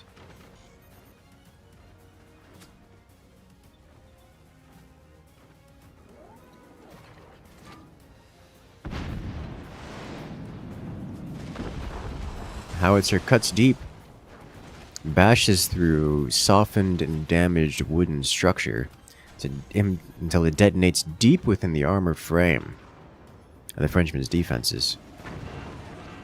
Another wraparound shot almost hits the core, but instead takes out a missile launcher.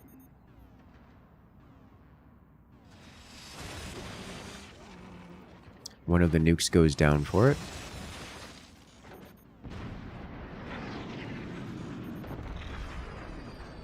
Even more damage splashing about.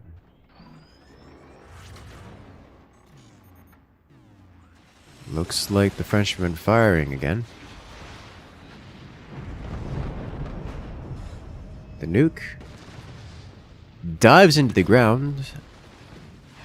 And this is coming up on lethal here. The armored layers of the Frenchmen have been softened up to the point where the cannon shells can simply punch through. And the Germans take it. In a beautiful showing. Well done.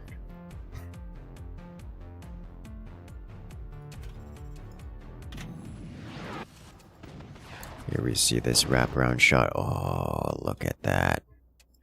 Oh, it's just gorgeous. Look at it. Look at what they've done. And it just gets slurped directly into the core. From below. It is gorgeous. And then the same defeat.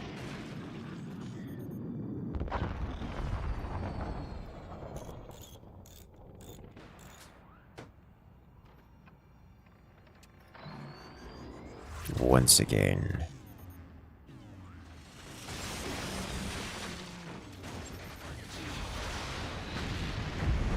The missiles go. Their last hope launched and flies across. Is defeated. Is denied. And then the cannons. They come.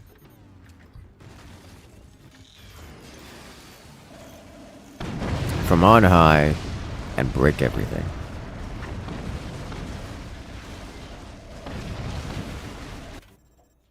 Well played.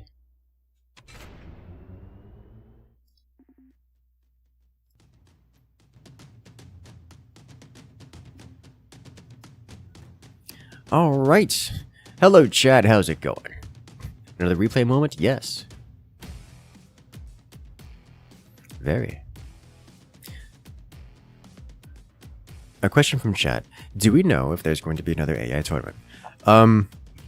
We want more AI tournaments. There's some things that we would like fixed within the game before the next AI tournament, and that has been the case for a long time. The devs are not currently prioritizing AI stuff, so we'll see how that goes. Right now, the developers are focusing their attention on the new DLC, and therefore AI stuff has been put on the back burner for the moment. But rest assured, when it's coming out, you will know about it, and it will be talked about here. If you want to keep up with things, make sure to join the Discord, where we announce such stuffs ahead of time and scheduling and such. It's the best place to keep up with everything on the channel. You know, aside from hitting that subscribe button and hitting the little bell next to it. Shout out to Explorer13 coming in with the gift subs. 5 gift subs gifted to the community by Explorer. So thank you everyone coming in and enjoying those new emotes. It truly means a lot. And once again, thank you, Explorer. Used to watch your content back on YouTube back in the day. Finally decided to hop in for once and say thank you for the great content. Hey, I'm glad you enjoy. And you know, we do this kind of content around here every single week, multiple times a week. Usually when we're doing live streams like this, I like to have a bit more banter back and forth. However, we are doing a tournament with showcasing, and we're focusing on the content itself for the moment. So I hope you guys are enjoying it. And I'm glad you guys have enjoyed what we've got so far going. As we're off to the tie-break round, the third match in this best of 3, between the Germans here on the left side, Bombstander and Nanuki. They're playing as the Spook Commander against their opponents on the right-hand side in the red forts. The Frenchmen, OG and Though 15 Rider, are playing as the Hurricane Commander. I am glad to be here and to showcase these matches because they've been some great matches so far. It looks like we've got... What you doing?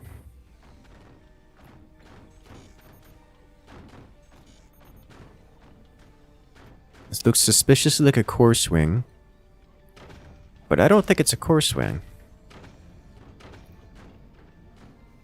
What you doing?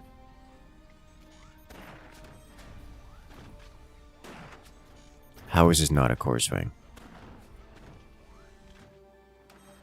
Well, can find out here what exactly is going on with this.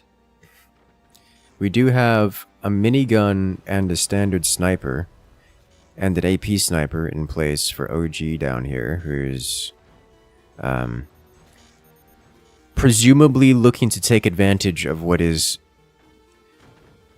clearly a core swing.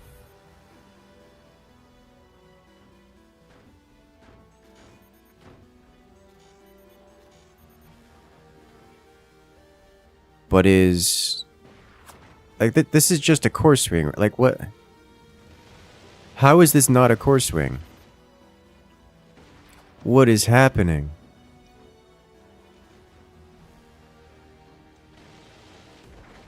Well, minigun's harassing Bombstander while Nanuki teases us with a core swing.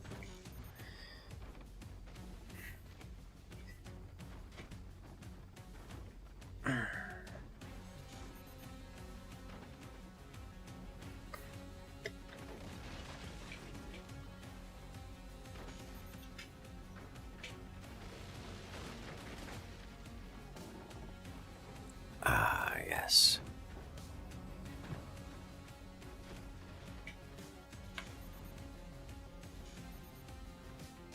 I can't tell if he's given up on the core swing or what else is going on here. Like, this is some massive restructuring of the fort. And, you know, I like what I'm seeing, but I don't really like what I'm seeing that much. Like, it's not... I don't know what's going on there. We're just gonna pretend it didn't happen. OG is moving on with his life. Ryder is sitting up there with 2 cannons placed already, so you'll love to see it. Honestly, I think the Germans are getting too fancy with it. I don't know if their plans get interrupted, or if they're just getting fancy with it. But the Frenchmen are just in the lead. They're just ahead of the Germans. Period.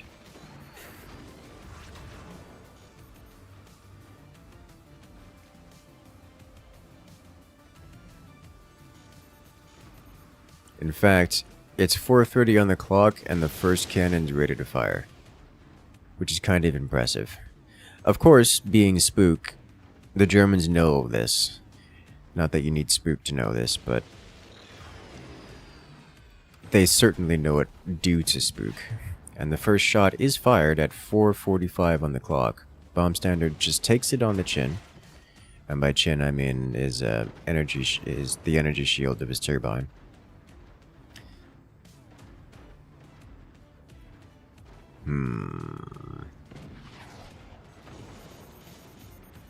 Second cannon coming online soon for Ryder. Ryder does not have the energy production to fuel both of those cannons right now, especially not under the effect of the Hurricane Commander ability, which gives bonus recharge speed to his weapons, like reload speed to the weapons. And doubly so under the effect of the Spook active, because Spook is a dirty, filthy thief and just steals energy and metal from their opponents. So all that energy that Ryder's trying to bank up is just getting pilfered by the Germans. That'll slow him down even more.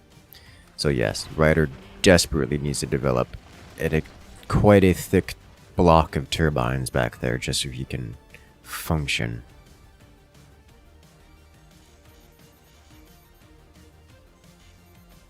Speaking of which, it is time for Ryder to fire once again. Do it. Do it now. Good job, team. 2 more cannon shells into Bomb Standard's front. Just directly to the forehead.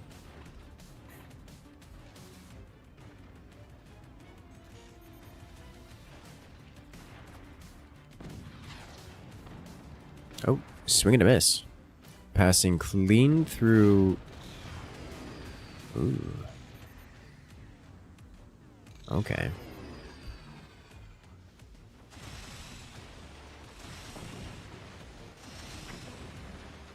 I don't know what OG's doing anymore. He's staying on miniguns. He's adding in mortars. You know, if that's the play they're going for, if they're going for aggression, probably should have gotten more aggressive way earlier, but alas. Course swing is banned for the first 10 minutes. So you see, that's what I thought. However, that man 100% was building a core swing setup. I was not going to mention anything about it being banned. And if he did it, I was then going to call him out for it. But that man is 100% setting up for a core swing.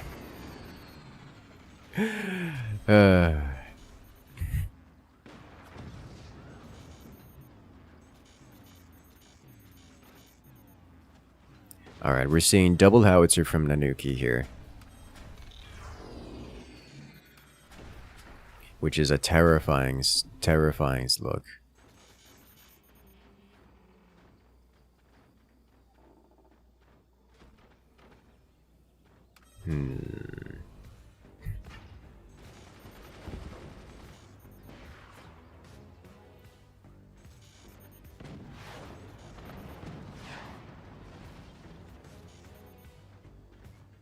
The cannon's just passing through. Bomb Standard just doesn't have components within his fort that can be damaged by cannon fire. They're just passing harmlessly through, which means that these are kind of sort of wasted shots, kind of sort of. Nanuki's the real threats, and I think Team 2, I think that the Germans don't recognize that. And I don't know if Nanuki's going to be firing immediately. He probably should. But if he doesn't fire immediately and he waits for the second howitzer to come online, there's a solid chance that they just instantly eliminate OG from this game.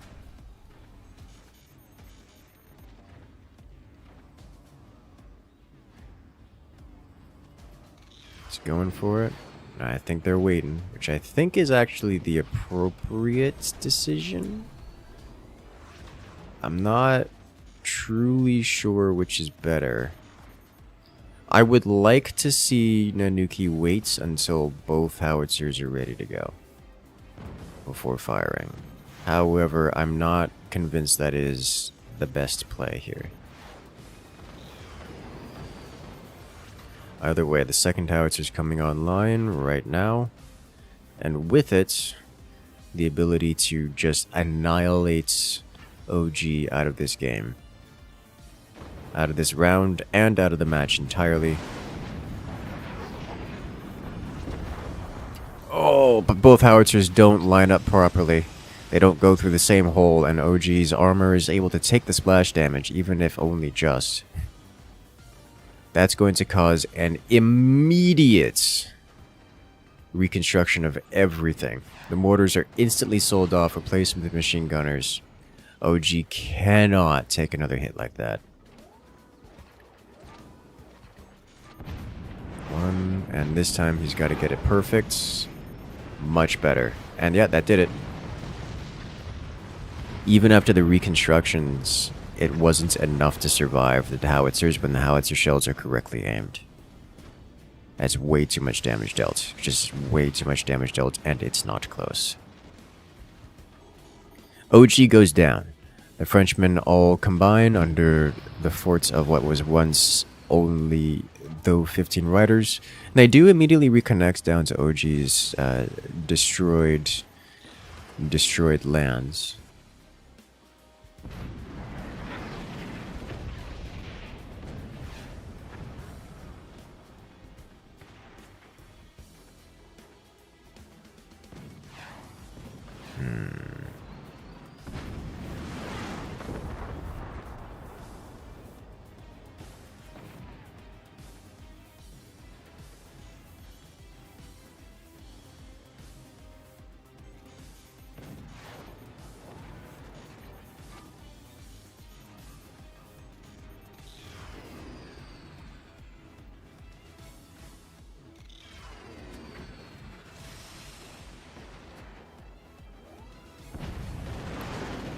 Unsurprisingly, and with that, the Germans take a extreme advantage here, but we are seeing the Frenchmen have managed to defend themselves against the mortar, the howitzers now.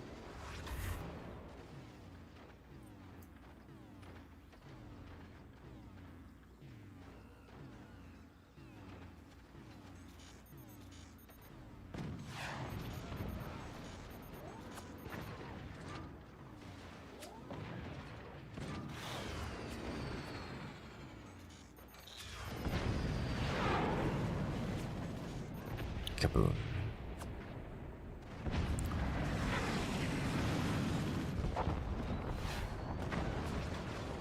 You know, that cannon round took out an entire machine gunner. Worth.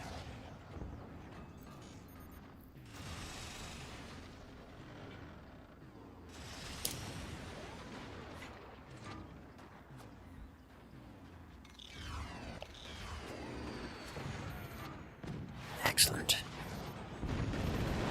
Oof.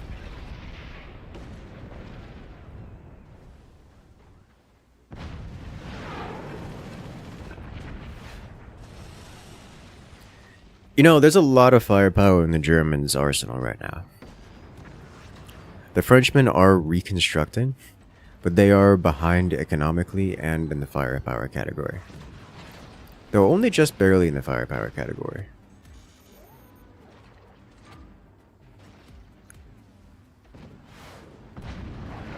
But that is changing. The Germans are escalating. They're escalating relatively quickly. This, I believe, is the appropriate target for the Germans right now. Just take out the Frenchmen eco, prevent them from having any bonuses. As Baumsteiner's armor is penetrated, his core takes a hit, knocking him down to 97%. It's only some splash damage, but it's an indicator that he doesn't have enough armor generally.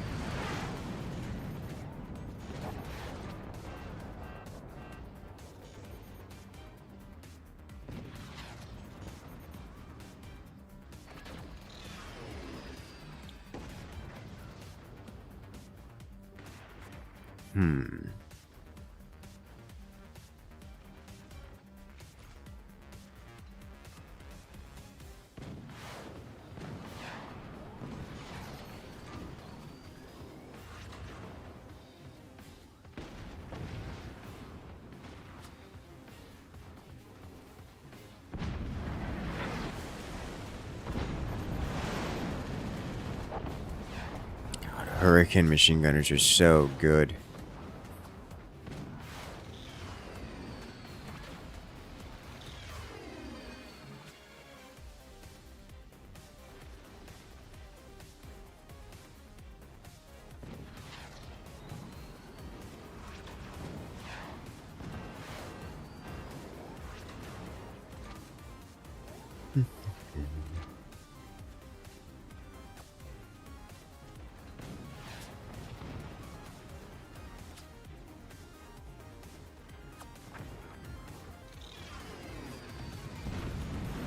Snipers from on high, takes out machine gunners, letting the howitzer land. Oh, it's penetrated. Oh, massive damage.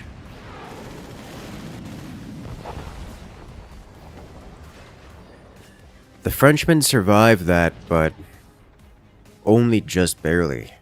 Not only is the core down to 36% and the foundation's shattered, fractured, split in half, but their economy is in shambles, and they only have one cannon left. And they used it to take out one of Nanuki's freshly constructed cannons. Which, you know, not terribly surprised.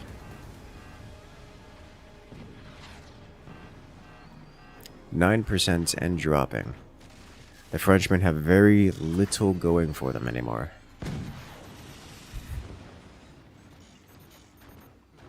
Blew off his own door with that one.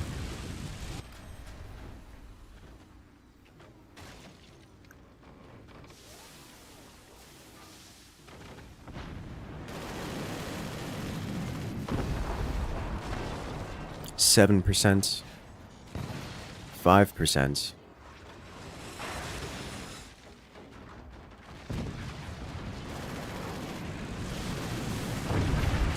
And gone. And just like that, we have victory here in this best of 3. Nanuki and Bombstander win it.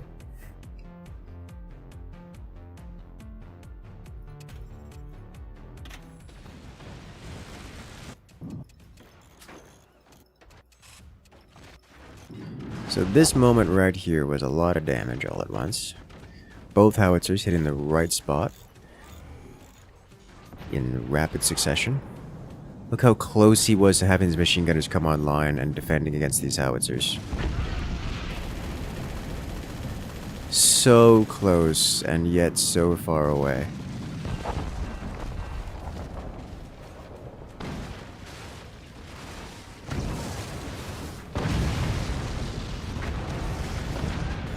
So many things could have made that go differently. But alas, it wasn't meant to be.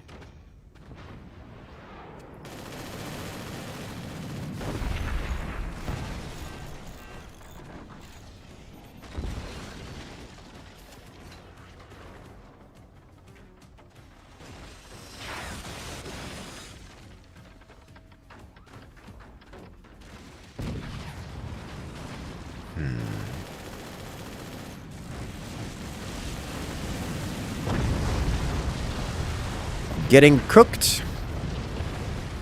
Guys, the French, they are cooked.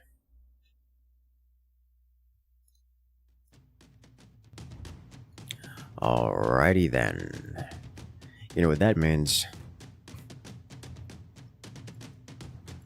Oh. There we go. We're on to the finals.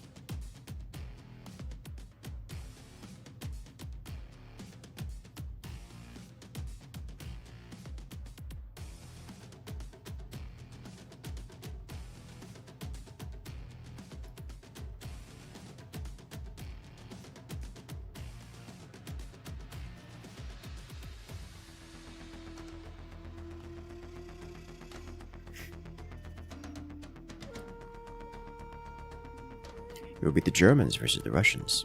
This one will be a best of 5, so I hope you guys are strapped in. Should I say, strap yourselves in. Grab your drinks, grab your snacks, because things are about to get wild.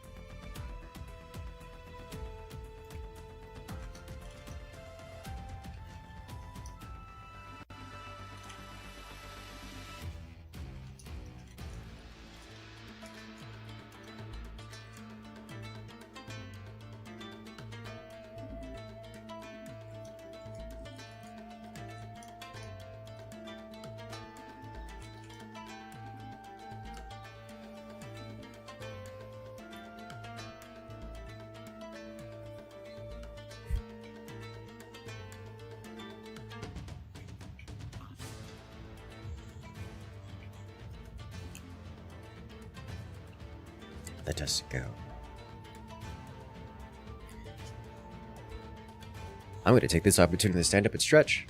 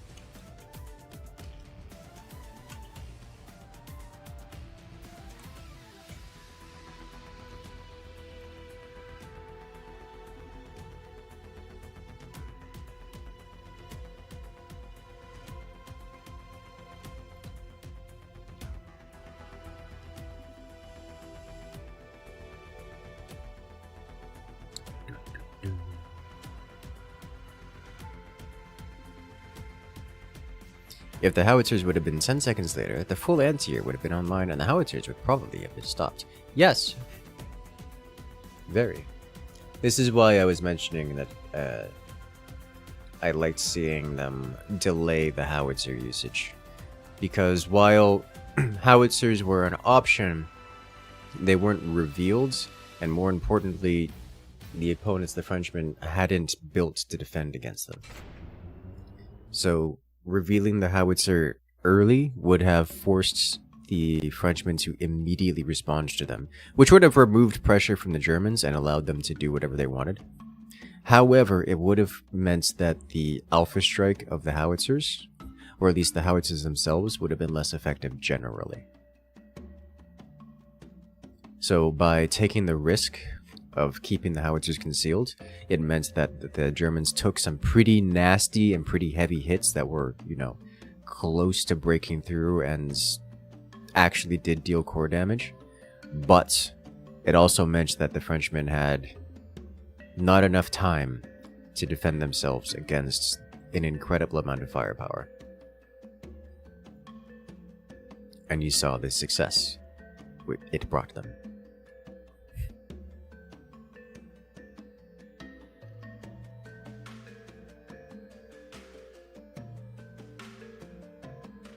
Little risk, little reward.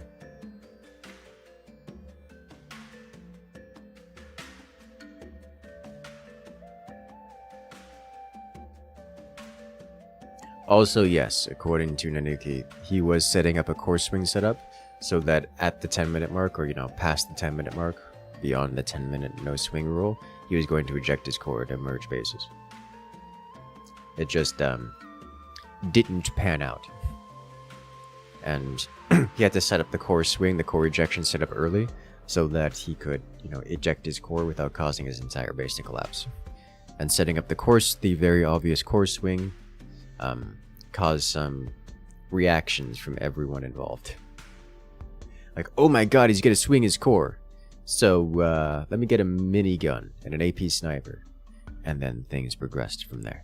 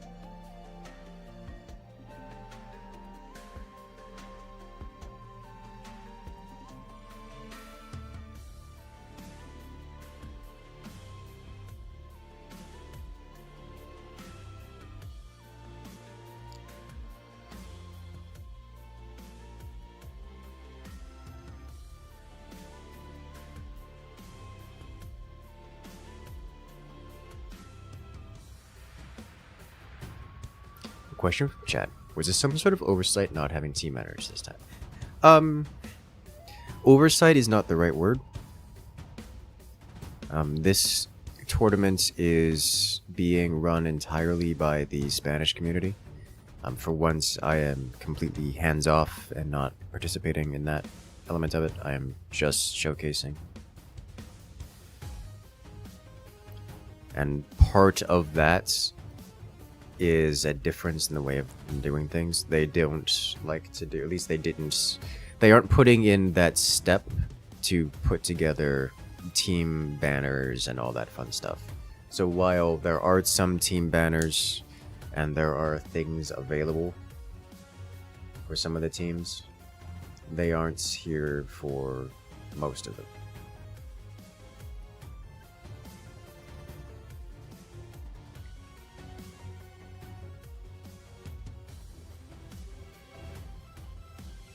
It also means that there's no OBS files, there's no setup for all of that to happen. I could go and put together something for them, but I'm not going to be doing that.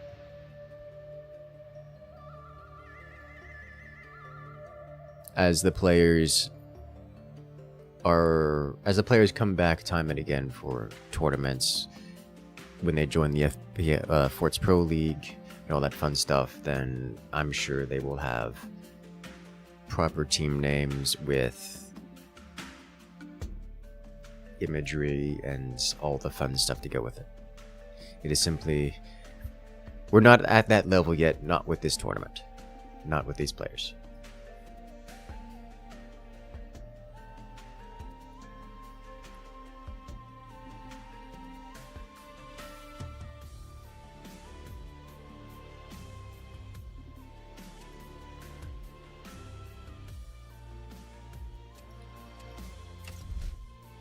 That said, all the players left are Forts Pro League teams, so it is possible for me to set that up.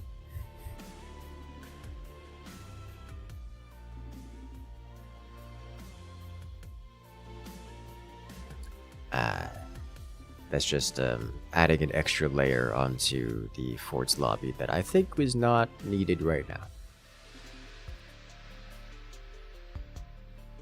However, the players are ready, the match is made, and the countdown has begun. So we are off in 3, 2, 1. Let's jump right into the action.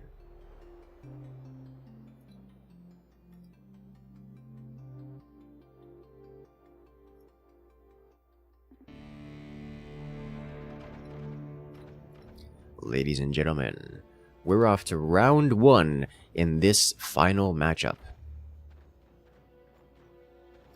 As here we have on the left-hand side, it's Nanuki and Bombstander. The final remaining German team here are playing as Pinchfist in Stalactites 2v2 against their opponents. On the right-hand side, it's Ryabzik and Alexander. Playing as the Overdrive commander, the Russians come to claim first place from the Germans. Honestly, I think they can do it. This is round 1 in the best of 5 here. The final 2 teams in the Spanish 2v2 tournament, and neither of them are Spanish. We knew that was going to happen. The newer players, whenever they get involved with the more experienced teams on the world stage, always end up getting filtered out within the first round or 2. One of the Spanish teams did make it to the second round, to the quarterfinals. However, that was as far as they went this time. They will have to try again and see if they can't make it to the semis next time.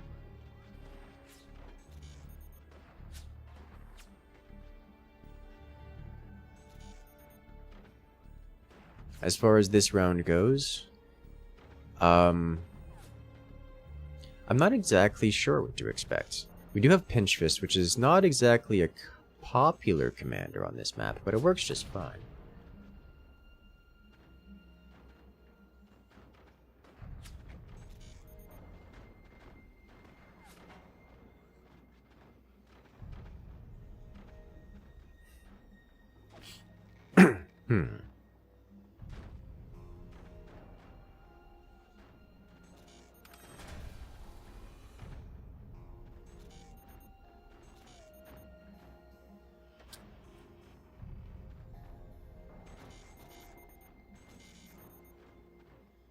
We do see an EMP from the Germans coming out relatively early, and a pair of buzzsaws, which is somewhat more notable. We do have heavy weapon tech, and they're selling off the early tech, which is not a surprise for Pinchfist users. We do see the double murder hull machine gunner.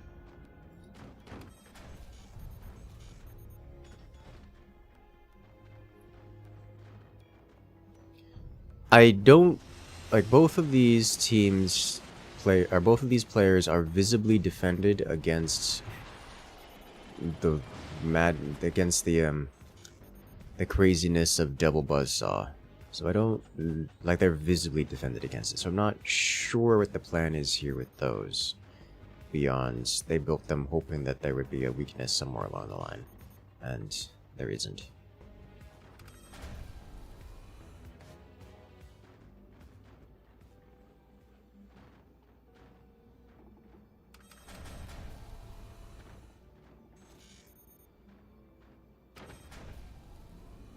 We do see a cannon placed within the armor, which, you know, it happens. For better or worse.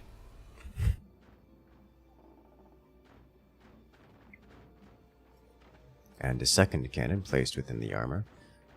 Nanuki's going full aggro with this.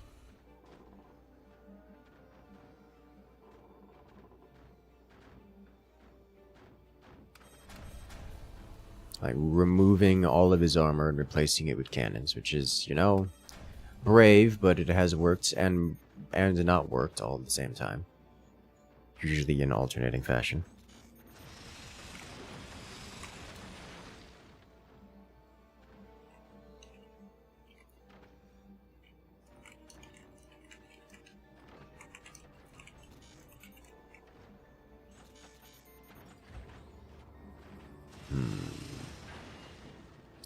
The Germans beat the French and now facing the final boss, the Russians.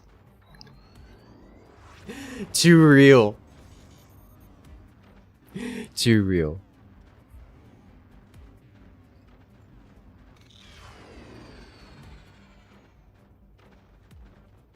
Wow, he's up to triple cannon right now. This man is just ignoring defense. Not entirely ignoring, but near entirely ignoring defense and just going hard into aggressive fight. You know, you don't need to defend if your opponents don't exist, right?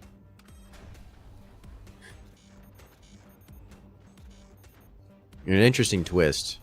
We're not seeing any howitzers here, which is unusual. But more importantly, we're opening with a Magna Beam. We are, in fact, opening with a Magna Beam first, which is extraordinary. And Rabjik, he's playing meta. Like, he's getting set up with a howitzer position and murder hold shotguns to defend against howitzers. And he's not getting hit by it at all. He's going to get blindsided from behind by wraparound Magna Beam cannon shenanigans.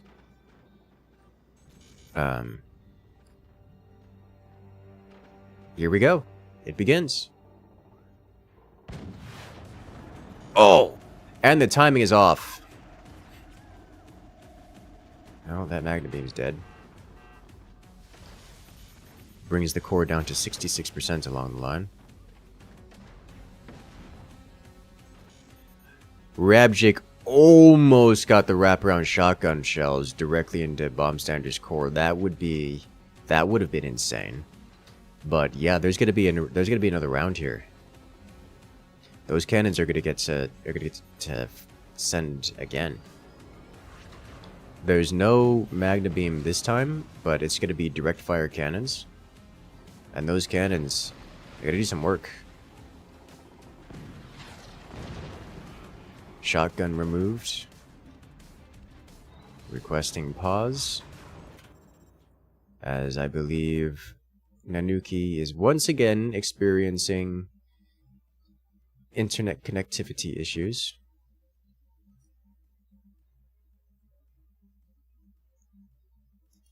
Are they?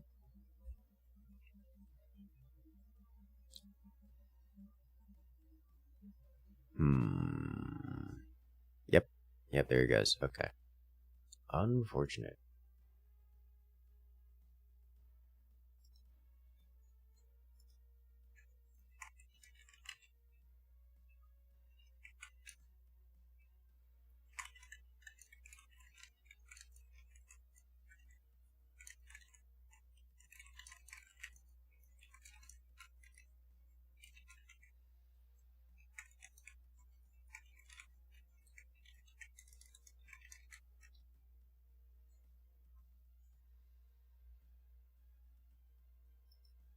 Why is the internet always a struggle? Everywhere.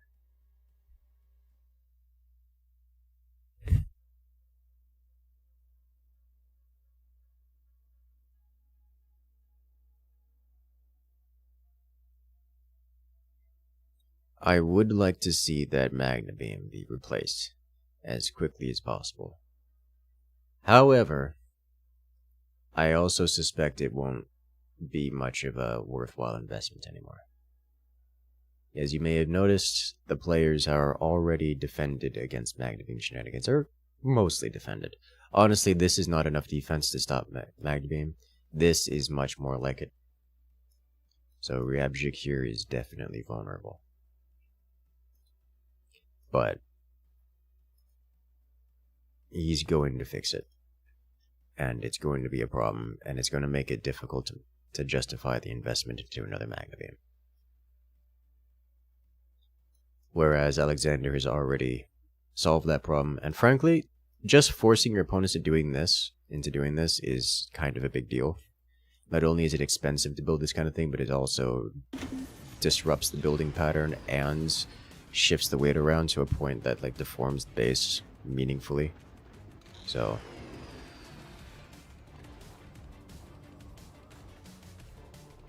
it is a genuinely important, or it is a genuinely effective thing just to threaten.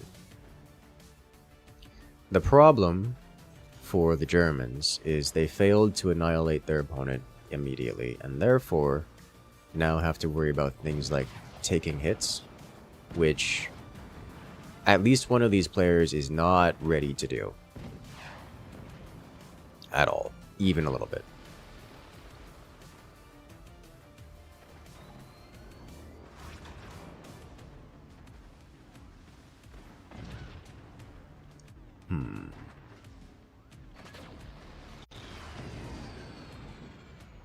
I like the sniping from everyone involved.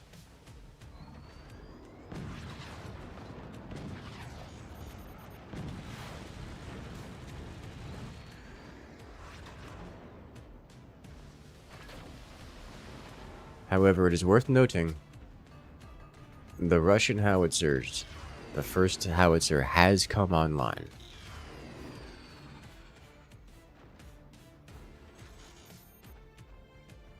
With the first howitzer online, the Germans about to have some real troubles.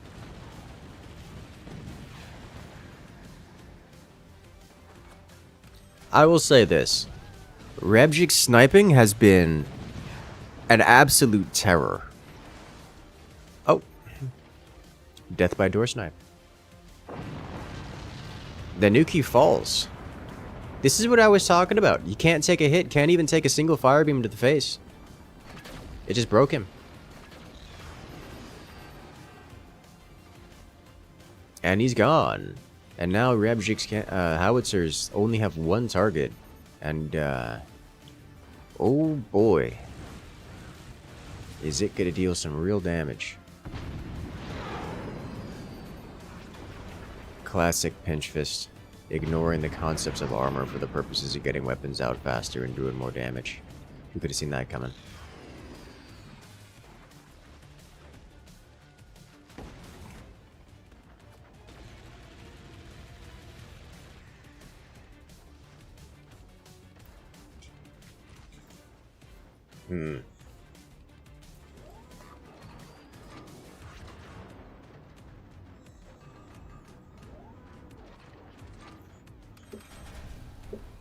You can't do it.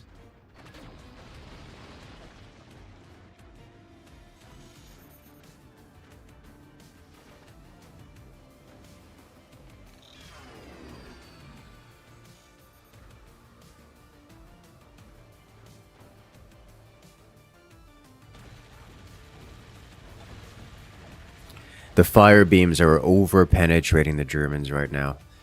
Yeah, I hate to see it. As a third howitzer is under construction for Rebjik.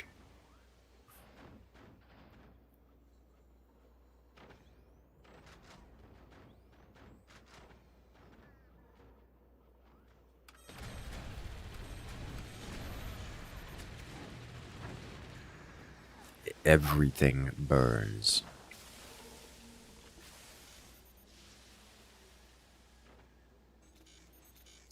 You know, I do think Rebjik actually does need some buzzsaws here. Just to slice off the trunk from that forward overhang where Nanuki's base once stood.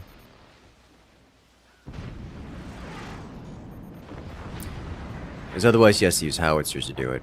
And howitzers can do it, case and points, but doing so with howitzers means that he cannot then use the howitzers for cracking open the next core.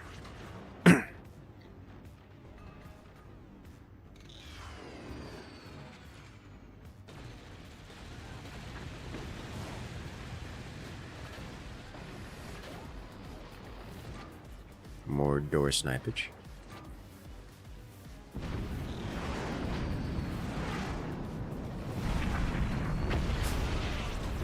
Solid hit. The core is exposed. Like, completely exposed.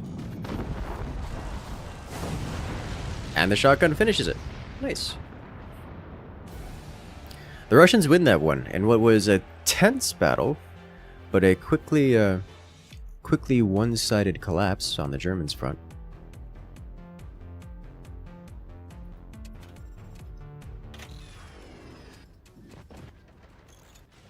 Look at it.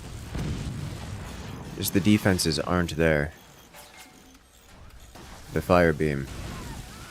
It just goes to the cannon, detonates the cannon, and causes everything to come crumbling down.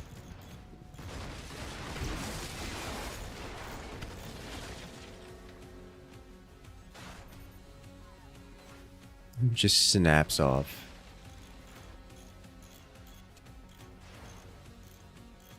Goodbye, cruel worlds. Beautiful.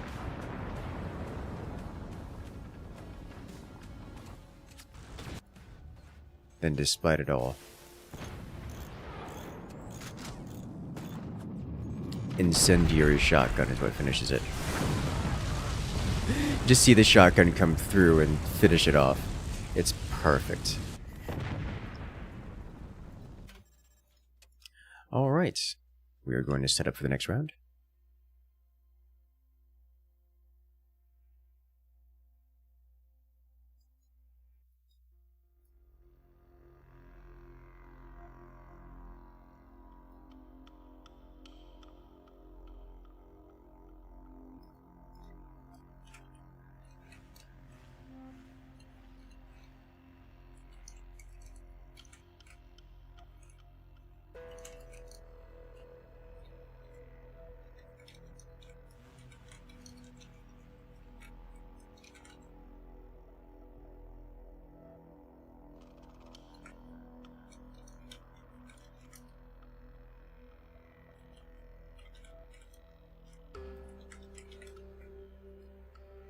Alright, the players are ready. The match is made. Next round.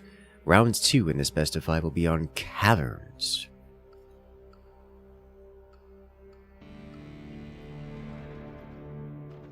Yes. And we're off. As here we are on the left-hand side, playing more economically focused commander now.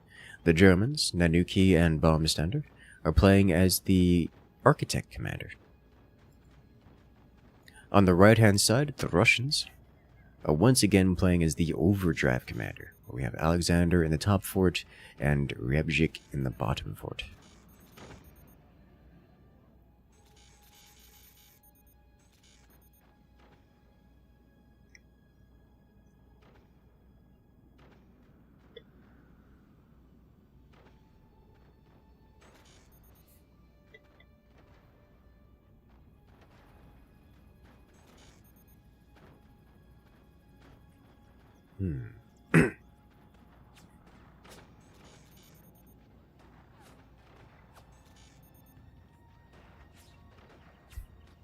I'm just trying to think, how different would that first round have gone if they had managed to actually snipe out Ryabjik with that first volley? That would have been insane. I do credit the Russians at being the stronger players, but my god, are the Germans putting up a good fight. Like, they are a real threat.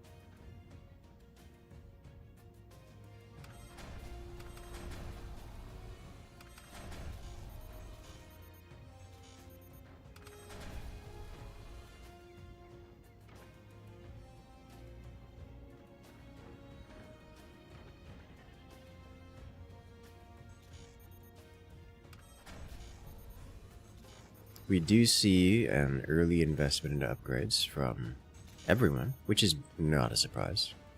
both of these commander choices are fundamentally economic in at their baseline, their basis at their core. So seeing strategies revolved around early economy investments is not a surprise. We do see 3 AP snipers developed by the Germans. I'm a big fan of this. It forces a pretty strong reaction from the opponents in terms of keeping themselves honest. It shuts down early pressure, and it itself can be, it's a cheap investment, and it itself can be very safe.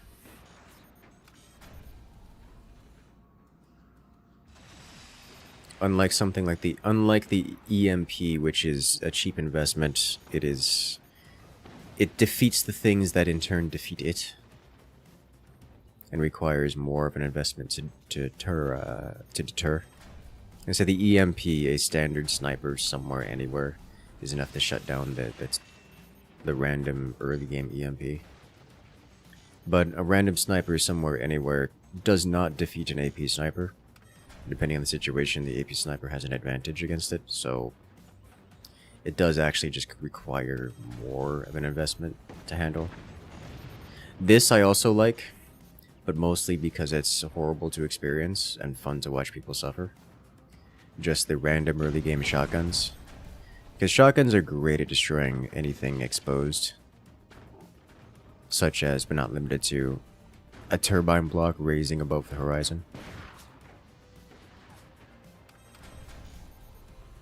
Did you not see that? Alright, come on. Alright, 4 shots, 4 misses. Any one of those shots could have hit the shotguns. He's just assuming that the shotguns aren't there anymore. Is that what's going on? What? What is happening?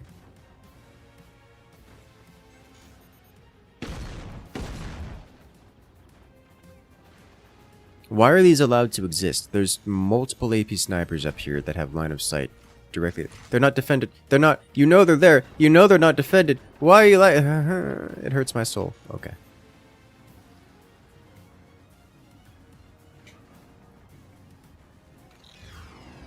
It's okay.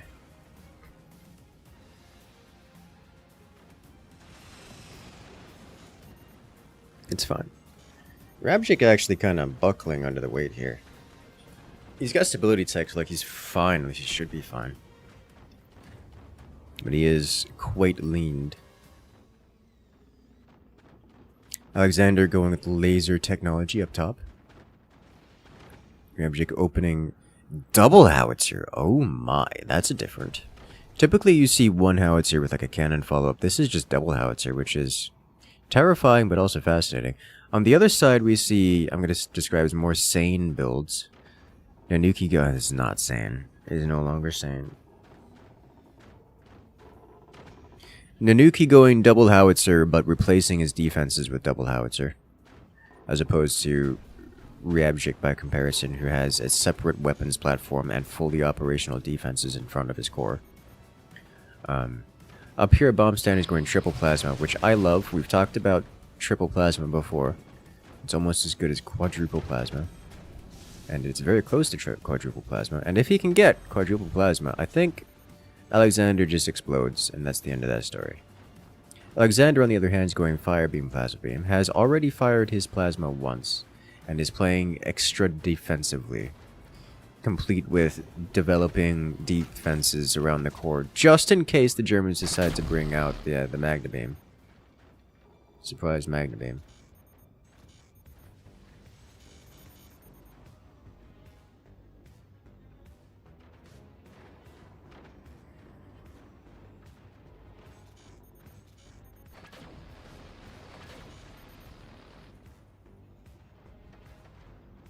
You'll love to see it.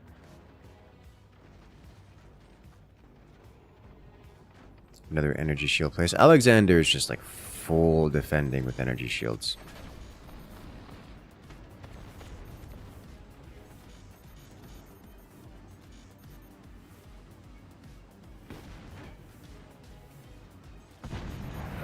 Alright, and shotguns.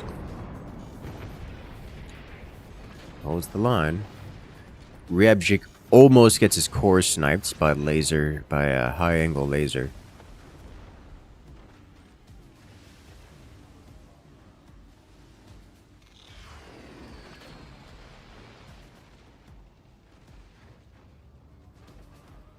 Oh my. Oh, the shotgun wasn't ready to fire. And now the howitzer is exposed. And it's all gone. And Yuki goes down once again.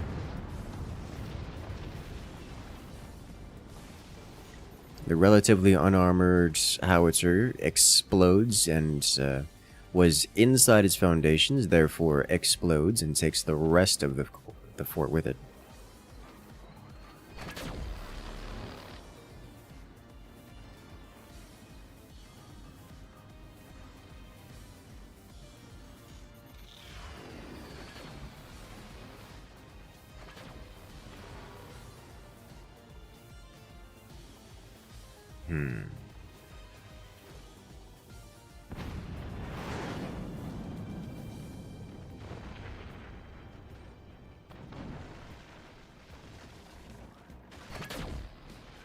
Zoom.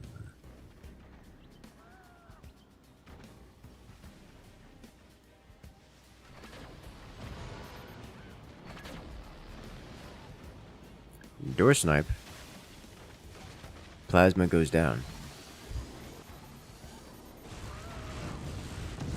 The Germans are down to a single plasma, which is not many plasmas. They do have a second one in construction, but given the amount of energy, given the sheer just amounts of energy shield coverage across Ryabjik's base, across Alexander's base, I suspect we're not going to see much damage dealt. Door snipes are always a possibility, but I think they're realistically the only option now, and there's just not a whole lot of benefit to doing that beyond relieving pressure.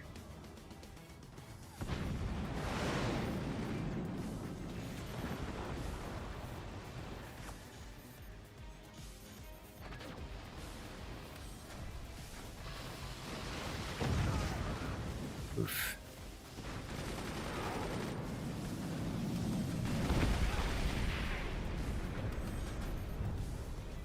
As off they repair.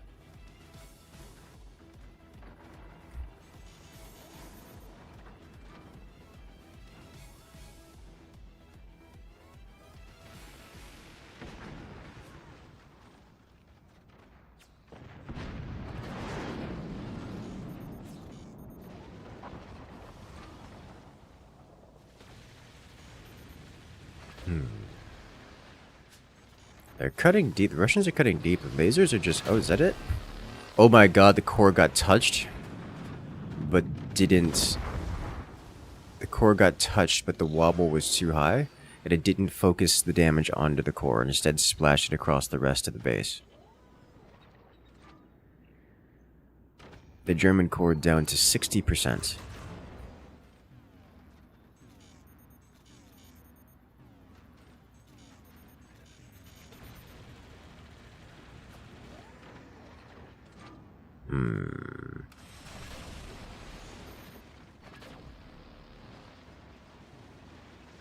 It's crunching. The stability tech is trying to hold everything together, but it is getting close to snapping. Honestly, they need to sell off that entire chunk and replace it with anything else. Replace it with a new chunk. One that's properly held together. Or, you know, just get lasered directly through a gap in the armor and lose everything. That works too. As the Russians just clean house at this one. Round 2 goes to Alexander and Ryabjik. Very well played.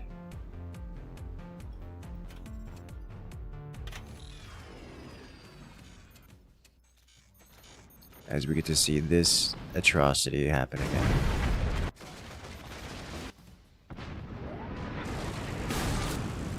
We fired too quick. It's off cooldown. This one didn't come up, didn't get opened in time.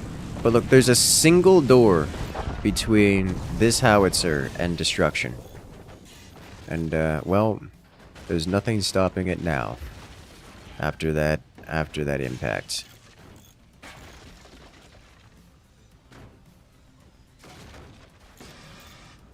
And here comes the shotgun for the finish.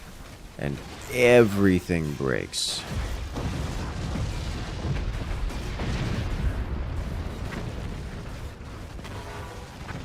Everything breaks.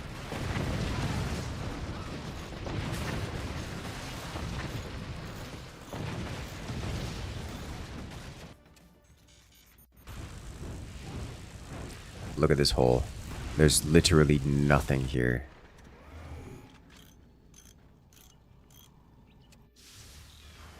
There's nothing between this laser and the incoming firepower.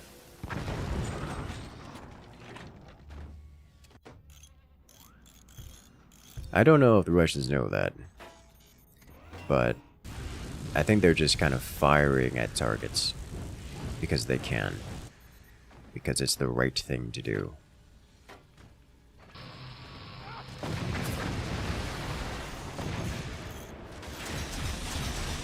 Well played.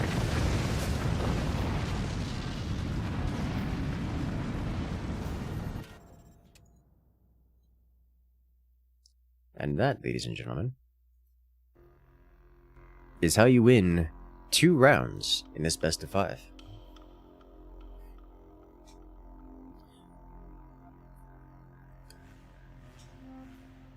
At this point, the Germans are behind 2 points. They have to win the next 3 rounds in order to take first place in this tournament, or they too are eliminated.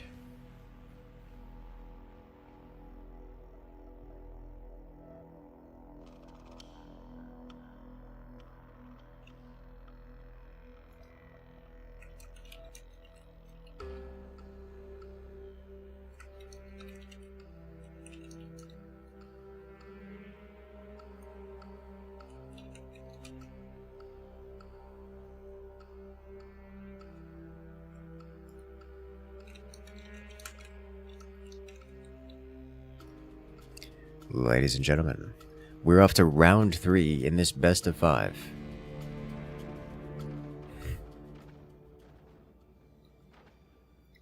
And we're off. As here we have on the left-hand side, it's the Germans. Balmestander and Nanuki playing as the Hurricane Commander. They're facing off against their opponents in the right-hand side, in the red forts. It's Alexander and Ryabzik. They're playing as the Armadillo Commander, which I'm still convinced is their favorite commander.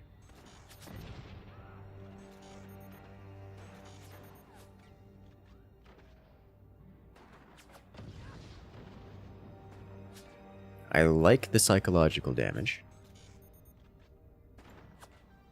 The slingshots of emotional damage.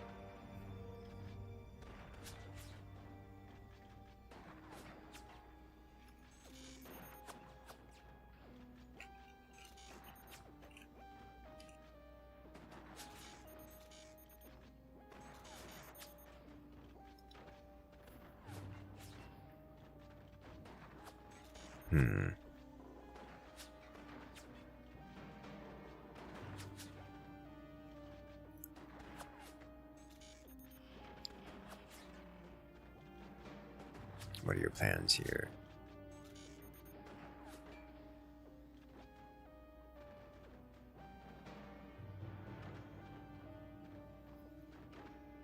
Everyone being very careful to stay on top of their builds orders, despite the AP image of sniper dueling.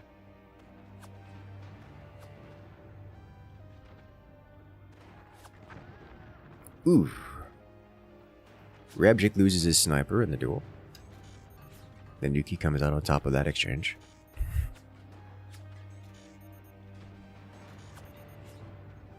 The first heavy weapons tech are placed by the German teams. They're about halfway done with their heavy weapons tech now, where the Russians are focusing on economic development. Not at all a surprise.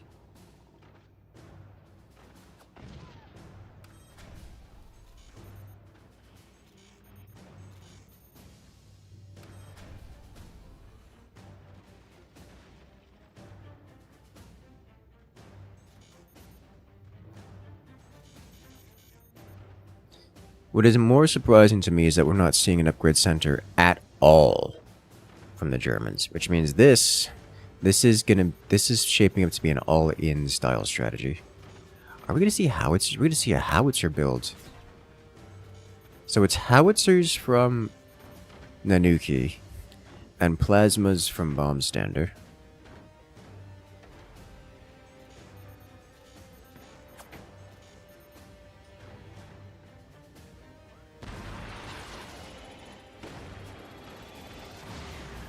The EMP doing EMP things. Classic.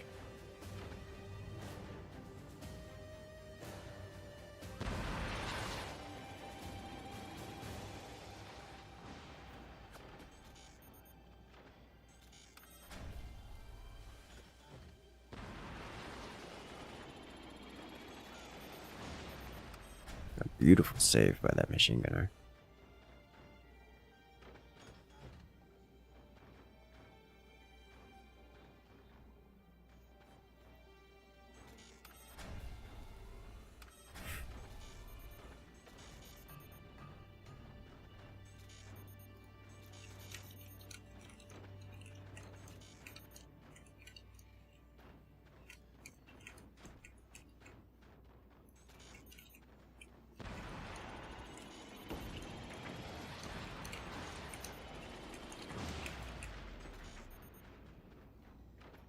EMPs back and forth.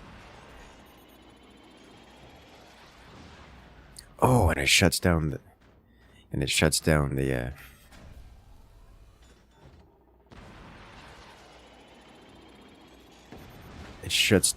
the what is it called? The blue laser. The blue plasma laser. Thank you. Plasma beam.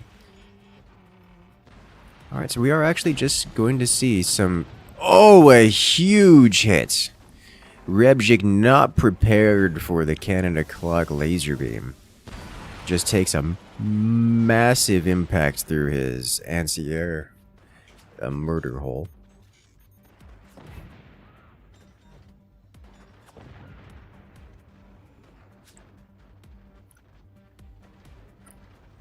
That's going to trigger a hefty armoring up for the Russians here. That also means that the Russians are going to be investing into armor and not being more aggressive or keeping these in check. So the Germans are going to have a time here where they can just kind of do what they want, such as armor themselves up, expand their energy production, and bring their weapons to bear.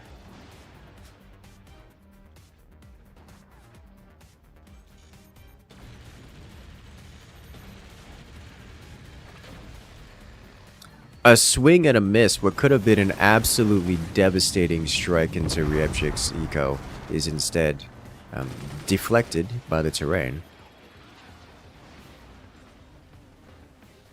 Honestly, Rebjik's doing a great job of not exploding. But he's taking way more hits than he wants to be taking right now.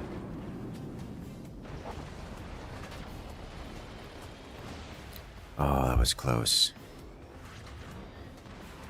If only Bombstander had a little bit more energy so we can get the fire beams involved as well.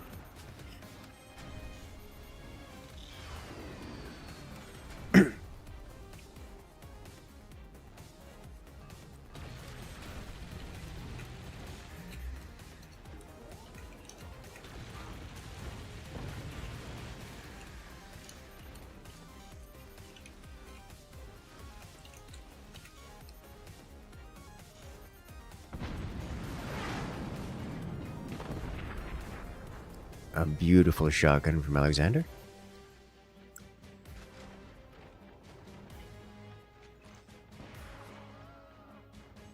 Oh.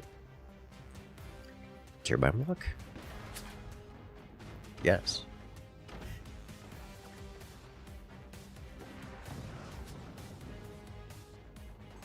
Alright, standard cannon coming in from Nanuki. Now, the Germans need to do something about this shotgun. They know it's there. If they can get the EMP to hit it, they can get it repairing. It might be enough. Nope, he didn't take the bait.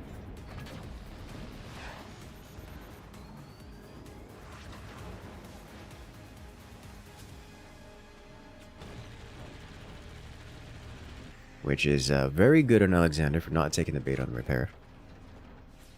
Delaying the repair, letting the shotgunner burn in fire until he gets his shot off, and then extinguishing him.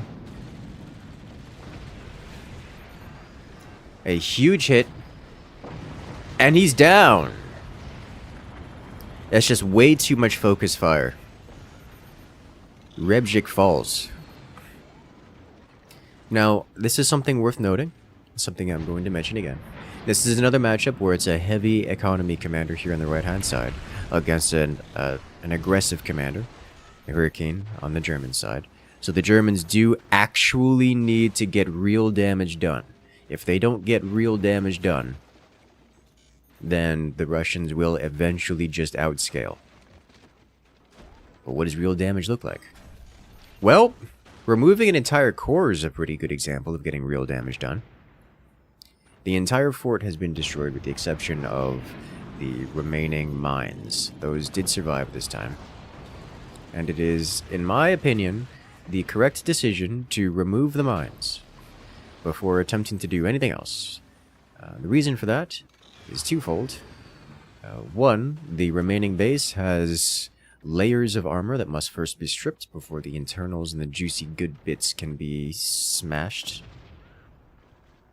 And that is going to take time, where time is money, especially for the Russian team who has upgraded mines, and they just kind of have a massive economic lead over the Germans right now.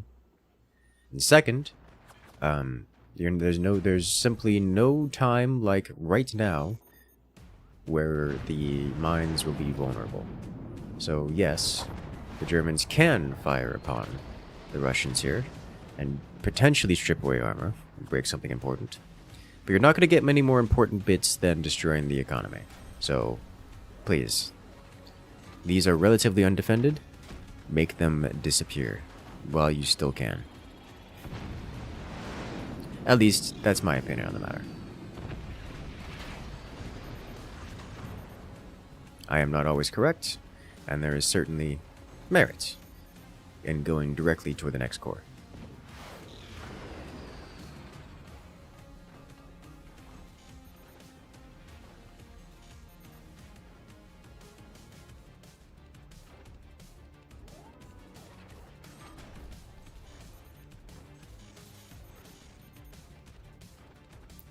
Let's see how it goes.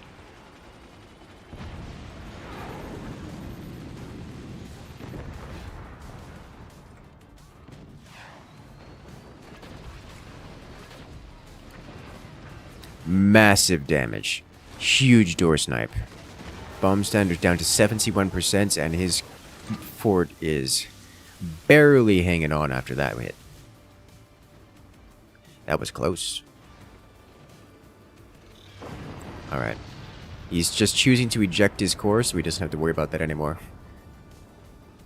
It is past the 10-minute mark, so this is legal to do.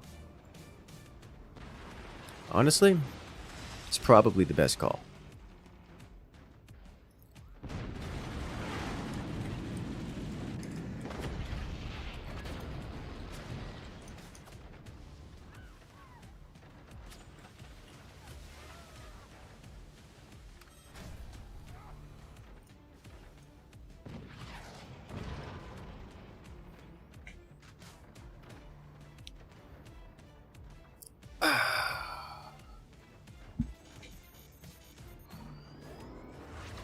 But such an purposeful core ejection means that they get to keep important components of the base, such as all the energy production, the technology.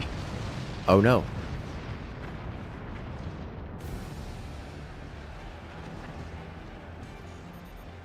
Nanuki. You didn't do it again, did you? No. You did. The defenses. There's so very little there. Look at it. There's so very little here.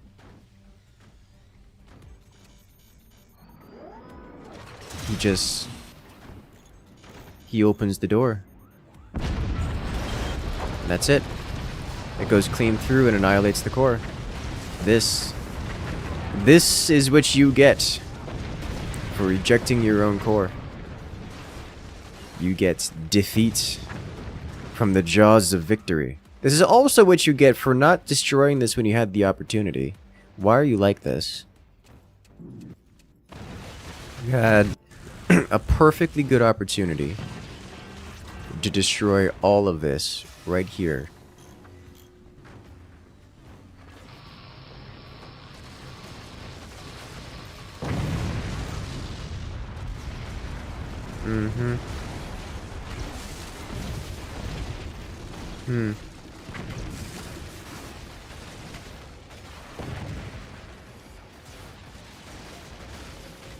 Well, ladies and gentlemen, welcome to Forts. I hope you guys have enjoyed, because it has been a wonderful, wonderful time here.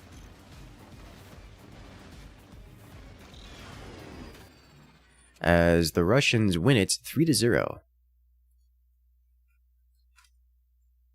That was... Honestly, I didn't expect that last round to go like that. That was wild. As we have our victors.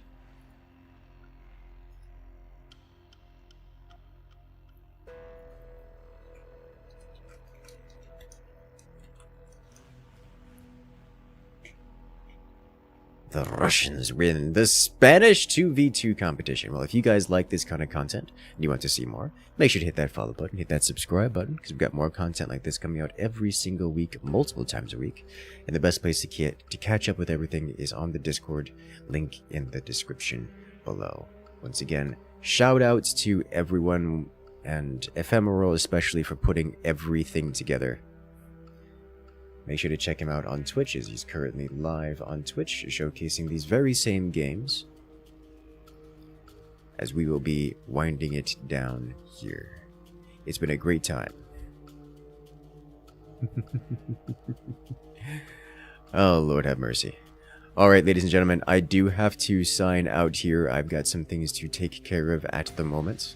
I will be seeing you guys later. I'll see you guys in the Discord, because that's where I'll be. So for now, have a good night, everyone. Enjoy your games, enjoy your forts. It has been a wonderful time. See you guys later.